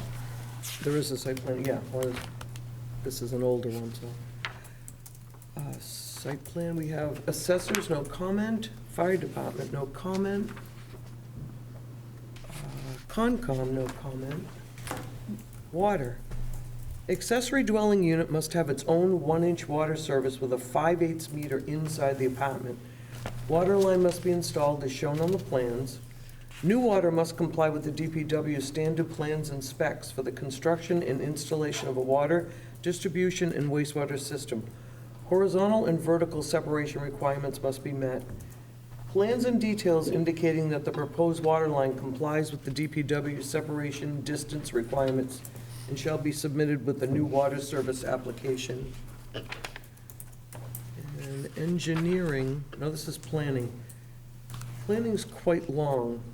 Do I read the entire thing, or we'll just? Does the board need to hear the Refer to planning it? decision, or would be acceptable just by reference? They approved with conditions. They did approve.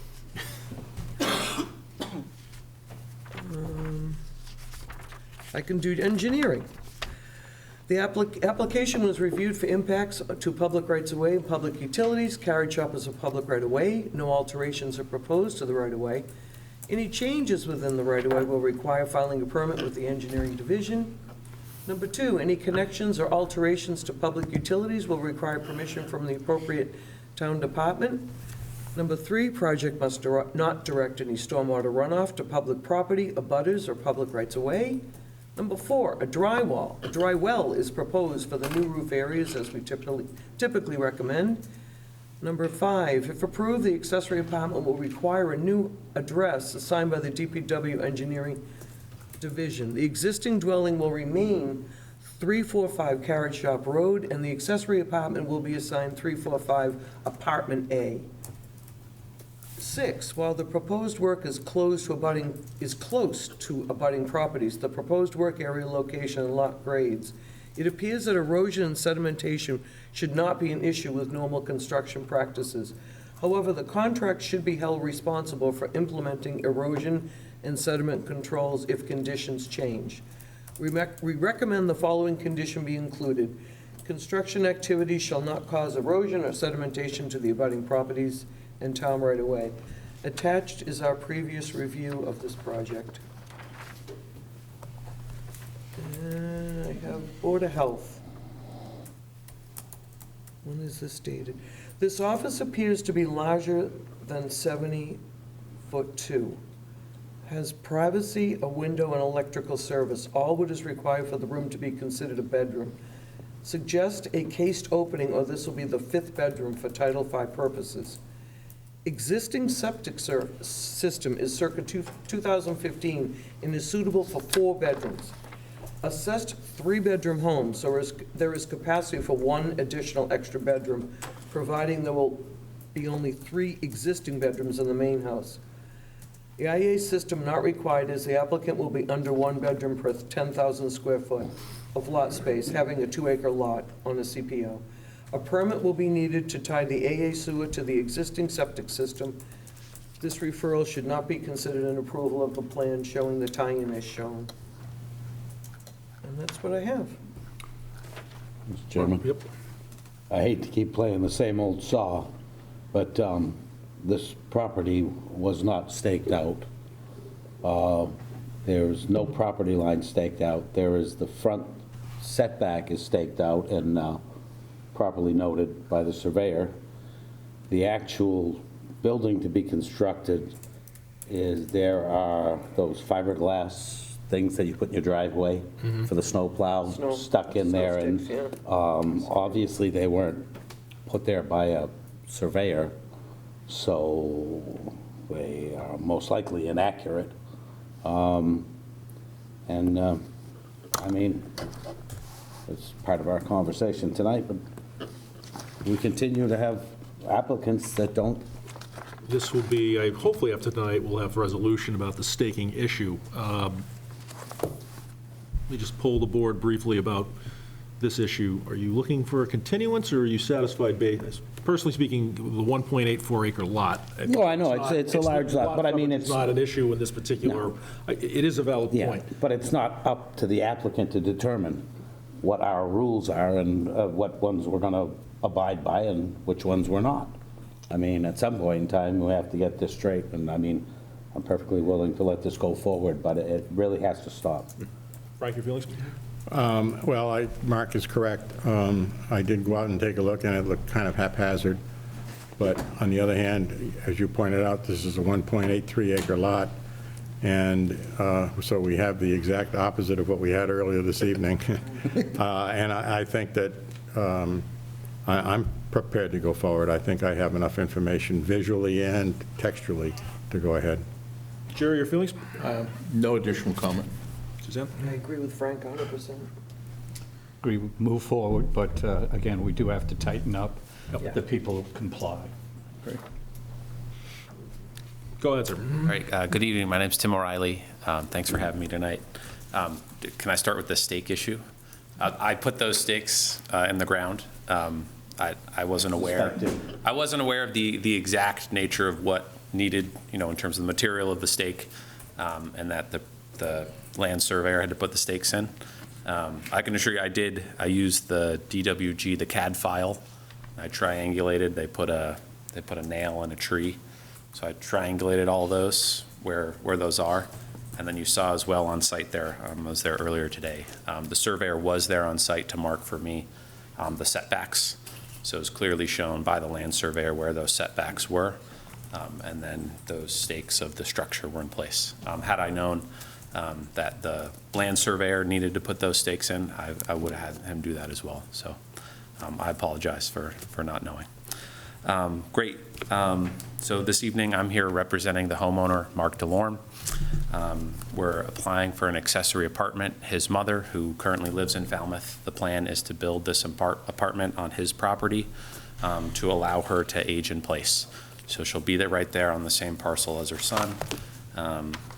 Yep, and be able to remain in Falmouth, under his care. Great. So this will be the only accessory apartment on that lot. As you guys have said, it meets all the lot size requirements. It's a very large lot. The homeowner will continue to live in the main house. And like I stated, his mother will live in the accessory apartment. We worked with the planning department to determine the maximum size for this accessory apartment, which is 634 square feet. Part of that, or in addition to that, we have a one-car garage, so the parking will be there on site. When we're designing these homes, thinking about aging in place, being able to have covered parking is essential, so that's part of that design. As we hinted at tonight here, through that planning process, we worked with the water department. The accessory apartment will have its own water service off of the street, a 1-inch line. There'll be a meter in that accessory apartment. And like the water department states, we have to fill in that application, and we will do everything that they require for that new water service. For the DPW, we'll absolutely, when they give us that official house number, apartment A, we'll affix that onto the house. And as you'll see on the site plan, with the contours there, we don't think sedimentation will be an issue. We're absolutely willing to take responsibility for it. Part of our foundation here, or our foundation is a 18-inch insulated concrete form. So in terms of site work and excavation, we're removing topsoil and really only about 12 to 14, 16 inches of soil. So we're not digging huge holes. There's not large piles of material. So these are our typical construction practices, and we generally don't have issues with runoff. A very important one is the health department. I spoke with Scott in the health department yesterday and again today, and he sent me an email this afternoon, which I believe was a late addition to your packet. As through the planning process, we submitted floor plans of the existing structure, and in that structure, there's 2 bedrooms. So Scott is saying here that this accessory apartment is 2 bedrooms as well. So 2 in the accessory apartment and 2 in the main house is 4 bedrooms, and it's a 4-bedroom septic. So we're in compliance with all the requirements there. I did talk to him, he wants to see that sewer line run more in a straight shot. So like the health department noted, we do have to file a permit to connect to the existing septic system, and we'll work with them to do that septic line connection exactly how they want to see it. I believe that's everything, and I'm looking forward to your feedback. Questions from the board? Start with you, Scott. Again, just one more confirmation. 2 bedrooms in the main house, 2 in the apartment, total of 4. Yep, yeah, and actually, when we designed this accessory apartment, mother aging in place, she really only needs 1 bedroom, but her request was to have a small space she could close off to do Zoom calls, much like the previous applicant. So that was the intention of that design. So we viewed it as a home office. It's really tiny. I think it's like barely, not even 7 feet by, it's in your plan set. But yes, so if Scott views it that way, that's great. But yes, 2 in the apartment, 2 in the main house, 4-bedroom septic. Thank you. Yep. No, I'm a big fan, build all these you can. And it's, obviously, there's enough room, and good for Mr. DeLore. Frank? Just a question, sir, you introduced yourself as Mr. Riley? Yep, my name's Tim O'Reilly. Okay, what is your relationship to Mr. DeLorme? Are you an engineer, or an architect, or a lawyer? What's your role here? I get that all the time. I work for Backyard ADUs, so we're a company that specializes in accessory dwelling units or accessory apartments. Where are you from? Yeah, what's the story? I'm from Western Mass. I'm from Northampton. Where's the company from?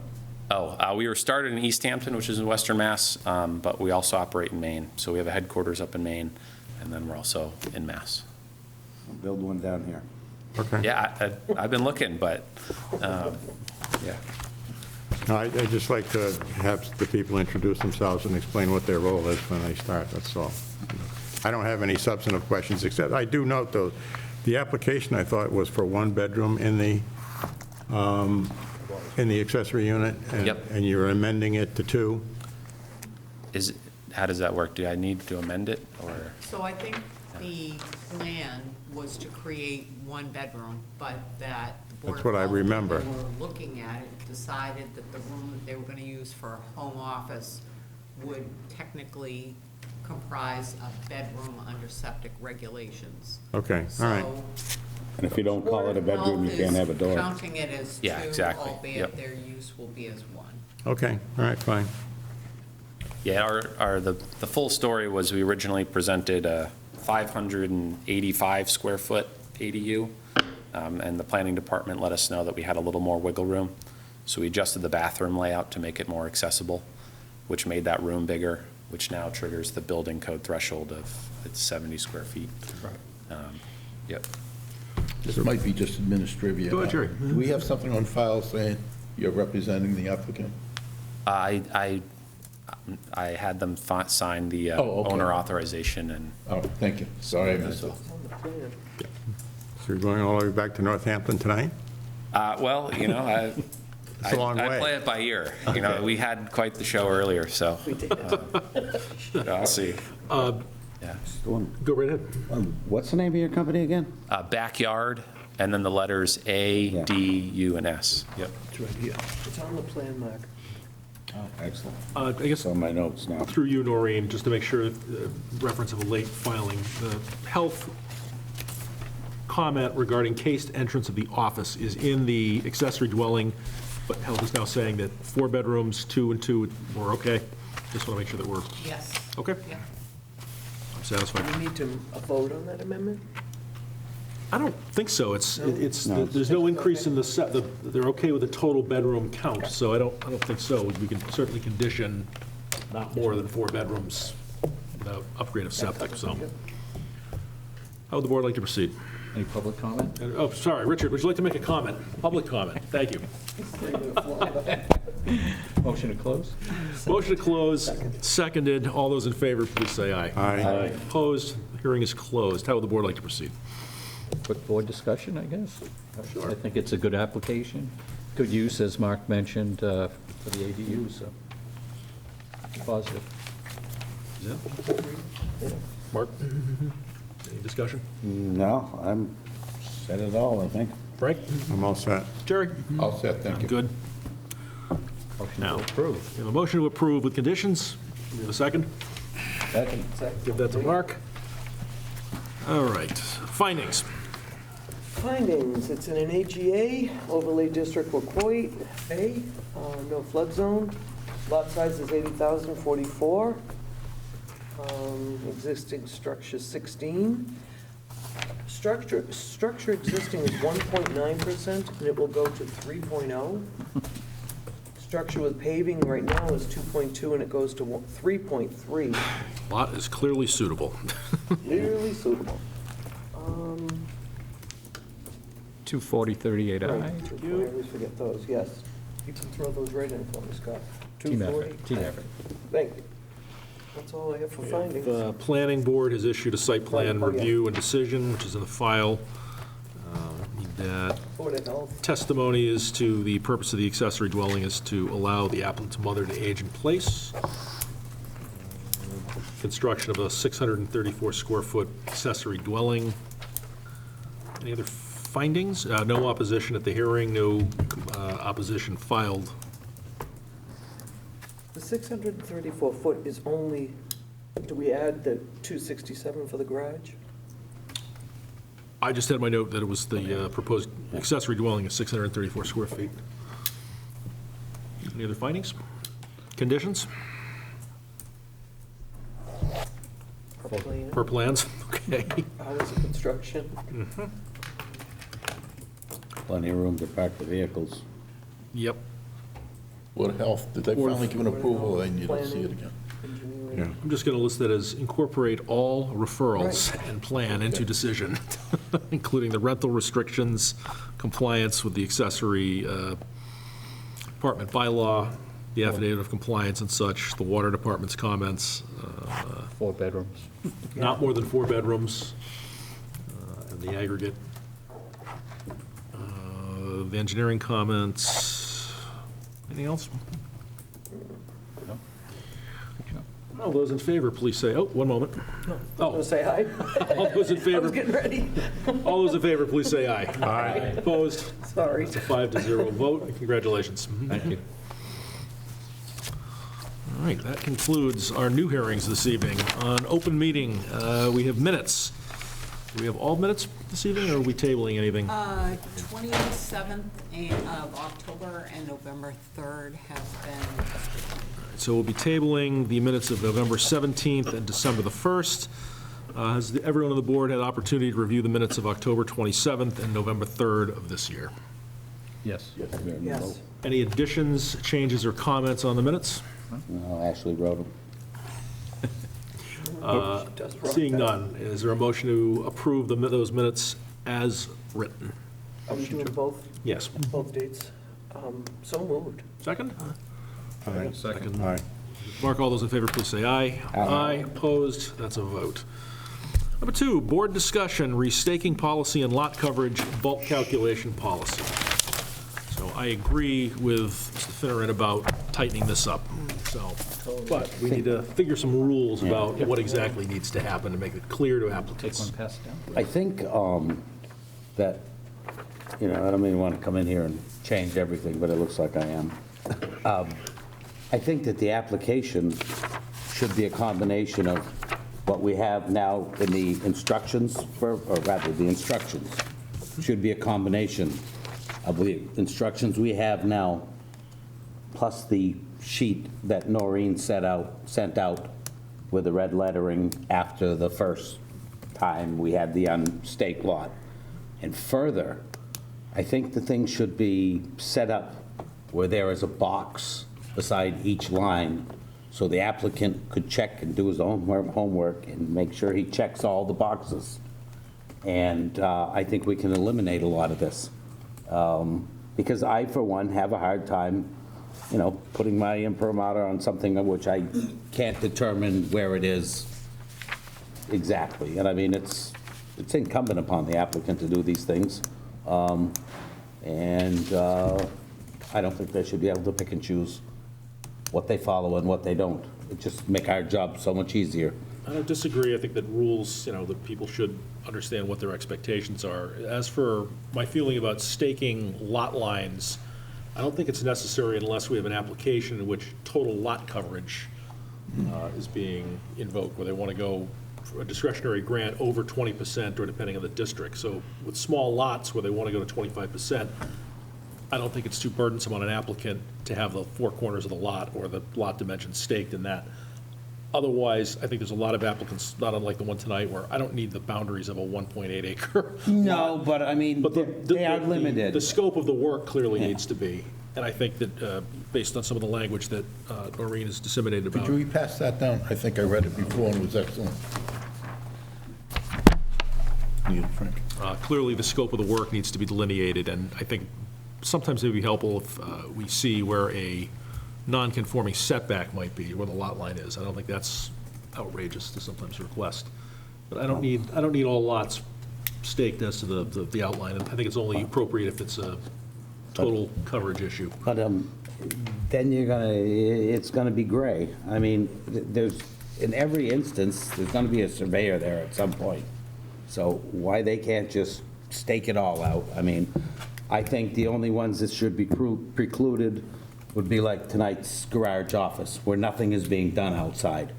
But I mean, I like to know where everything is. And I mean, short of staking the lot lines out, you're really not gonna, and the construction itself, the corners of the whatever's to be, I just don't see how we cannot just make it a uniform blanket. I mean, stake the corners of the lots, how difficult is it? It gets done anyway. I mean, what instances would it not get done? I mean, there's a surveyor there. I mean, and I just don't, and I mean, again, 75% of our, the stuff that comes in front of us now are these small lot things. So, I mean, having everybody stake out their lot, I don't think is much extra work, or if any. I mean, the surveyor's there anyway. He's got to find all the boundaries. So why not just drive a stake in the ground? They do it every day. It's what they do. I guess for Ashley and Noreen, the handout that we give everybody after they put in their application, it does say and property lines identified, correct? So we're asking for them to do the corners today. Am I reading it correctly? Yeah, I mean, the last portion of that, it does say all corners, so in a way, we wouldn't be changing the process to say that you do the corners also. Yeah, I think, my reading of this is that they're asking that the corners of the addition be staked, right? Not the corners of the lot. Not the lot corners. Four corners of the work. Right. So, the intent is clearly that the board or potentially neighbors, albeit that they can't go onto the lot, could see the work that was proposed. Many times, I I guess the only physically pace question- these things out, just so I know in my head that it is roughly where they said, and I mean, I think the only, sort of issue I have in general is that sometimes there's a time gap between when a survey is done and when somebody applies. It might be that they have a survey done 1 year and maybe they don't get around to applying to the board until some future date. So it may or may not be possible for the surveyor to stake the corners such that they remain, right? And I guess the question I would have is, if you have a large lot and the work, somebody's just gonna bump out the front of their home, what would be the purpose of staking out the back of the lot if there's no change there? Well, I think Mark's point, though, is the surveyor's got to be there anyways. yeah. And I mean, we're gonna let them determine, or are we gonna determine? The other thing is that I find it very useful when I see these hockey sticks stuck in the ground with lettering on them saying what I'm looking at. Yeah. It really, And if you just see a stake in the ground, you scratch your head and say, well, what is this? But they should be lettered. They should say corner of proposed addition or side, what we're looking at. I agree with Frank that some lettering on it will help if it's not. well, the ones the surveyor put in, they're always lettered and they indicate, and I mean, it just makes everyone's job easier. And I mean, if we don't make it blanket, we're going to have applicants determining whether they think they need to or not, and we're going to have these continuations or people coming in. It's not that difficult. It really isn't. I don't think it is. Staking the lot line, to me, has been important on a couple of properties. I think the lot lines staked on the Sycamore Street were very revealing. Yeah. And then we had one last week up in New Silver Beach, which is, again, a small lot with a big house on a small lot, and it was very helpful to see the lot staked out. But but on a 1.83 acre lot in East Falmouth on Carrot Shop Road, it's not so important, but yeah, it'd be very hard to write a regulation that provided for that exception, and probably not worth it. I think it as if lot coverage is greater than 20%. Yeah. I don't see, the surveyor's going to be there anyway. And, you can determine, what the setbacks are and by the lot lines. And I mean, the guy's going to be there anyway. I mean, and if we don't just make it blanket, this thing's going to continue to happen. And then you may even find cases where they leave them out because they know it's tight. And I mean, there's the visual is important. I mean, and of course, I mean, this kind of falls right into our bulk calculation too. I mean, where's this thing sitting on the lot, And if it's not there, if somebody doesn't want to come about it arithmetically, which we're going to try to settle or at least determine that we have some tools. I mean, being able to visualize the lot lines relative to the corners of the construction are just absolutely necessary. And I don't think it's asking too much. I think it's asking too much of us if it's not there. We're volunteers. I like the language we have here. I mean, I agree with parts The of one that what we just Mark's- got tonight. Yes, I mean, I think we should continue with this, and I think the problem's been people haven't been staking. I think it'd be better to go on with this than try to recraft this. Let's see what happens for 6 months or a year. Regardless of what we adopt tonight, I guess it's the second issue I think before us is what policy, if we want to impose a policy, does the board have if we have a property that has not been staked? We want to just inform them that's going to be a continuance. I just don't want to get into a situation where we get into a constructive grant, but at the same time, I don't think it's unreasonable. There are certain situations in that clearly it's they're not staked. I think we send them home, they come back. Automatic And continuance. I think rather than applying this, I think all the lot lines should be staked, and all the corners of the addition should be staked. Plain and simple. Everybody has to know the same thing. Everybody has to abide by the same set of rules. It just makes it so much easier for us. And we're trying to streamline this process but still do our job. And to Frank's point, they have to be marked accordingly, so we understand corner of an addition, deck, things like that. So. Right.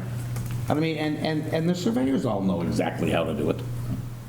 So we need stakes marked indicating what it is. Just make sure we've got everything for Ashley and Noreen. And lot corners. Lot corners, delineation of work or what the work is. Did we agree with the lot corners? I thought we were still. Well, we haven't quite. I know, I That's think. the one I had a hard time with. Like, we had that commercial property on Tommy Landis, 8 acres. I mean, I felt we didn't really need to have those two back.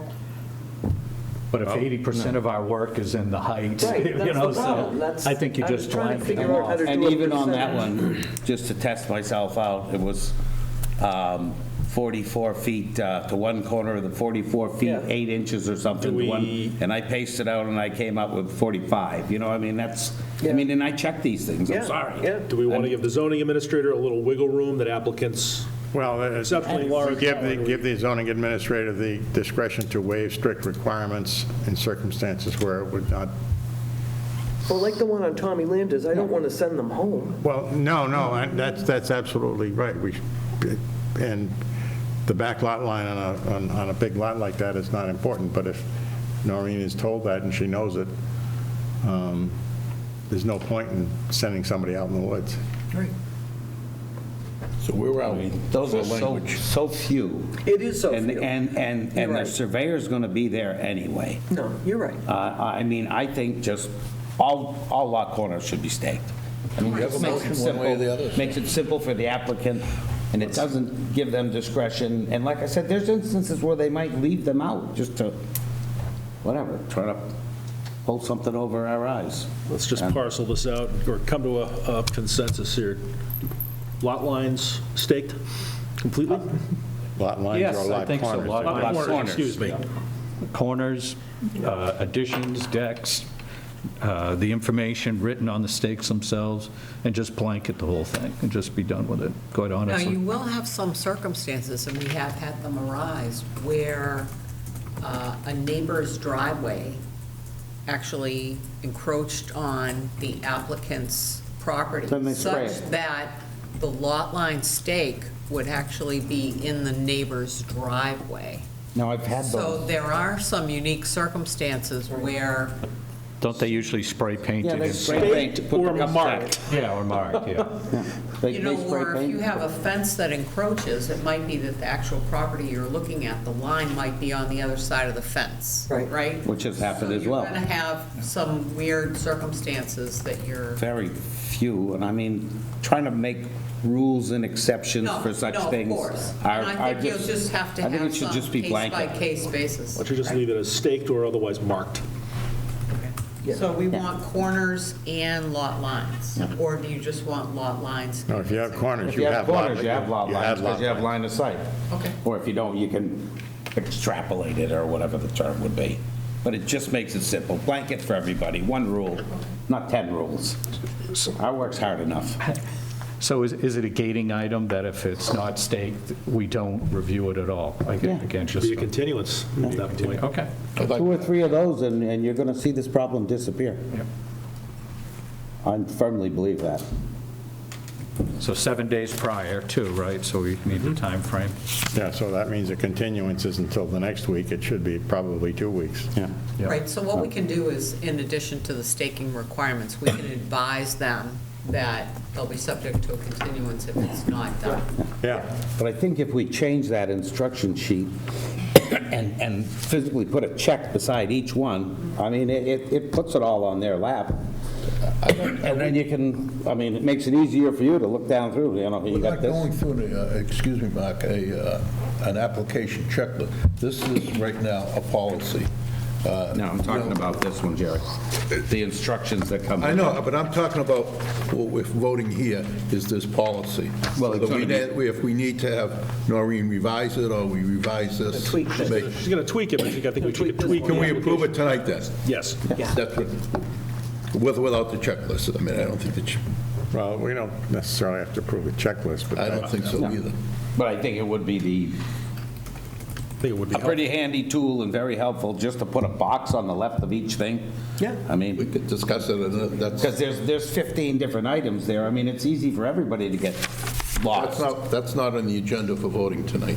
no, we're going to get, policy we're is. going to get a draft of this before, Yeah. Yes, it'd be, so we'll, okay. Then let's reserve our comments till we see a draft. sure. Good. And actually clear as to what the desire of the board is in that draft. Excellent. Absolutely. Okay. Board updates. We skipping bulk policy? Oh, You good? bulk Or policy, do we excuse want to move that to another day? Well, I'd be perfectly happy to move it to another day, but I'd like to just add one thing, that in that Reska Dutra case, in making his decision, the judge also had gross floor area as part of it, and I think that should be part of it. Like tonight, we can talk about 9 Sycamore because it was withdrawn, right? I believe. Yeah, we need to, let's not go there. We're gonna stay Okay, away well, from it. we can't be allowing 100% increases in gross floor area.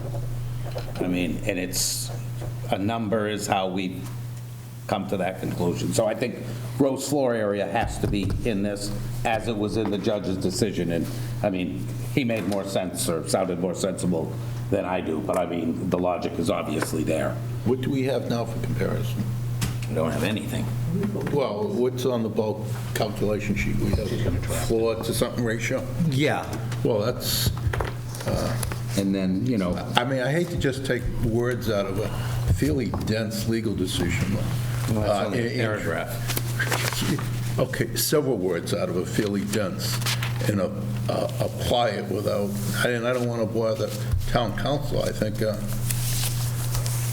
Well, there are so many cases out there, there's hundreds of thousands of them, and to just refer to one without looking at the totality of all of this is kind of, it really is not a very You valid could also explanation. have a situation where you have a very tiny house on several acres, right? And so if they tear that down and rebuild double or triple, it's not gonna be a problem because Not a it's problem. still Right. not impacting lot coverage, right? No, but that's really not our But focus. I think the problem with the lot comparisons, though, that I would sort of suggest that the board consider is that the information that's available is already somewhat tenuous. And if Yes. you're asking an applicant to sort of dissect the gross floor area of neighboring dwellings as part of what they do,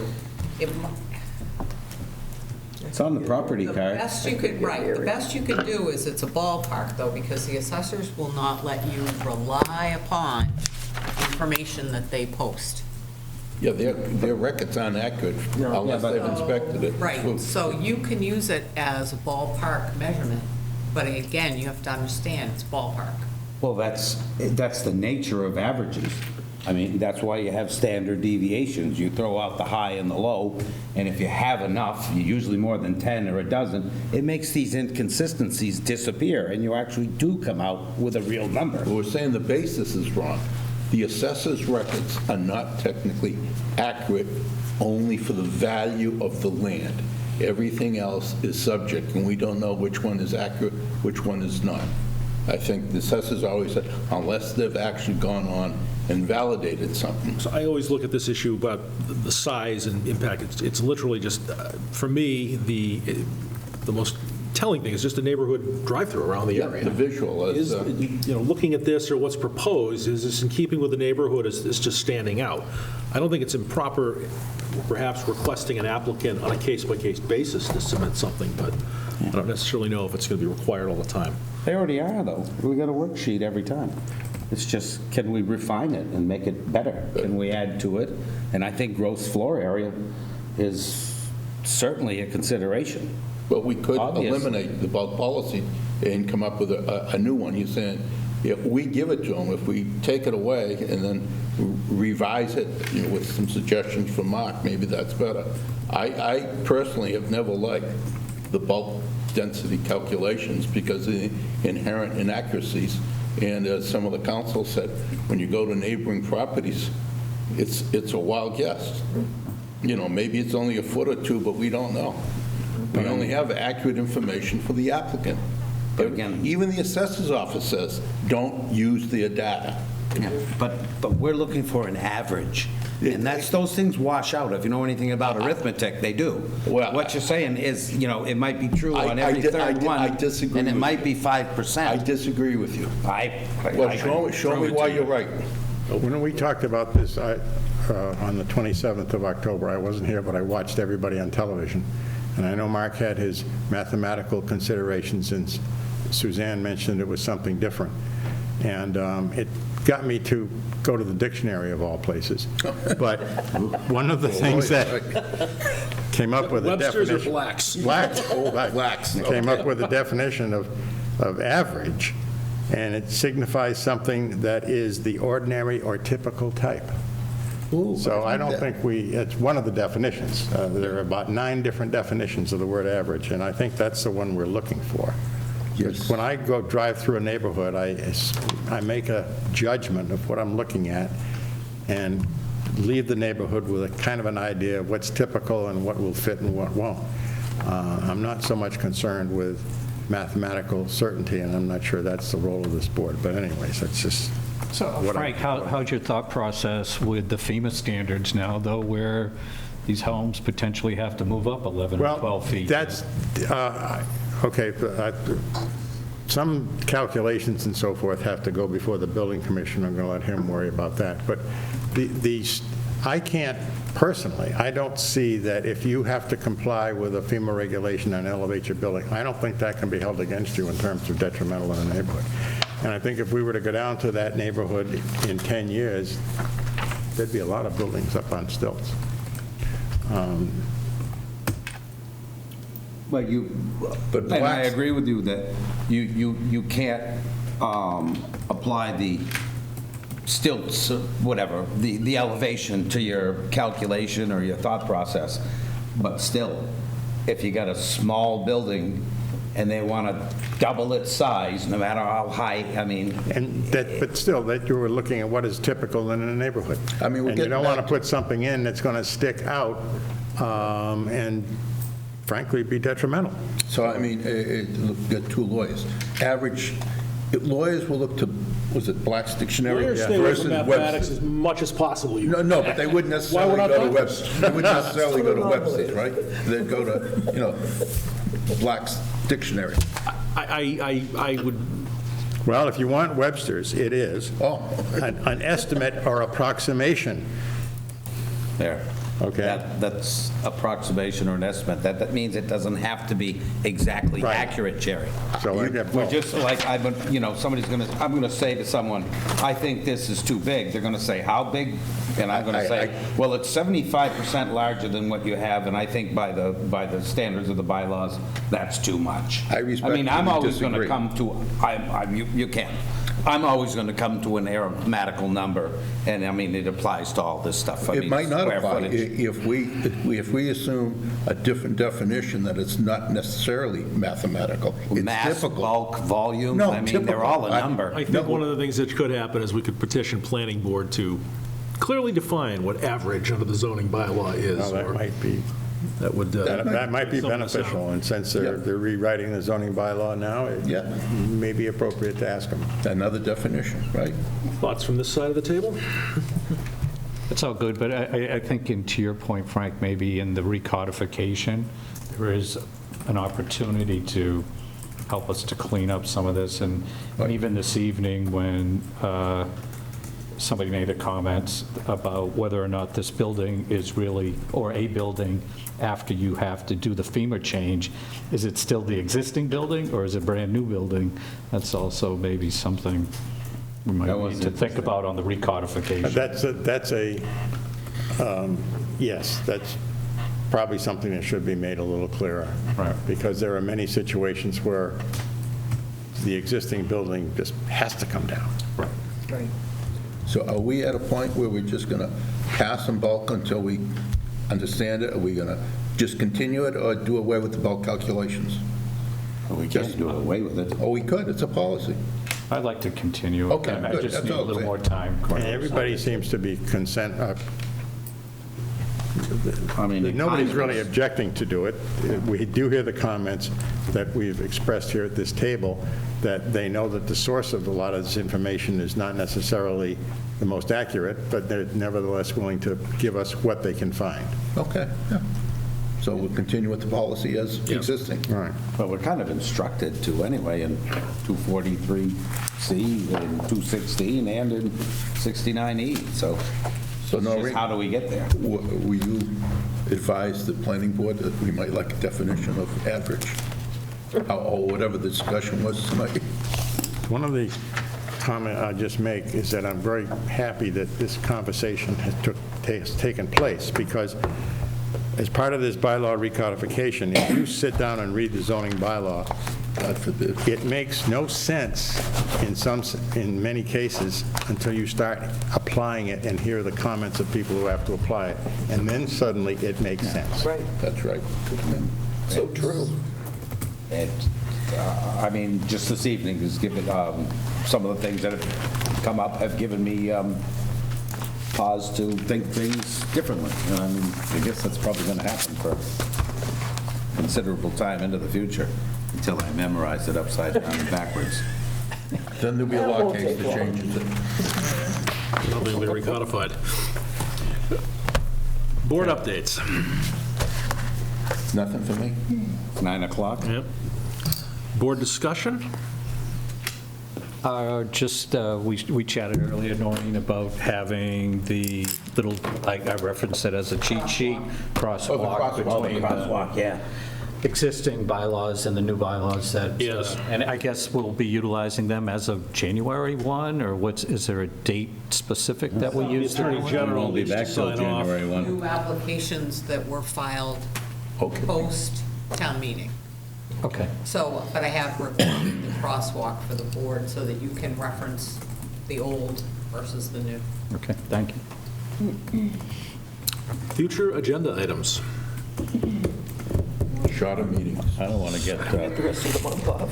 I don't want to confuse things further, but would it ever benefit us if we had like a joint meeting with the planning board to bring some of these things?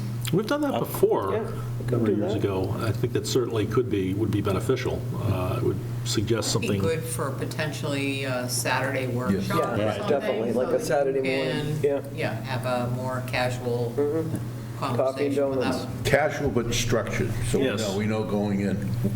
Yeah, good point. Well, seeing nothing else on the agenda, I will wish everyone a Merry Christmas, a Happy Hanukkah, a joyous New Year. Happy. And we come back on Come back on January 5th. January 5th, 2023, 6:30 in the Selectmen's Meeting Room here at Town Hall. Good night, all. Thanks.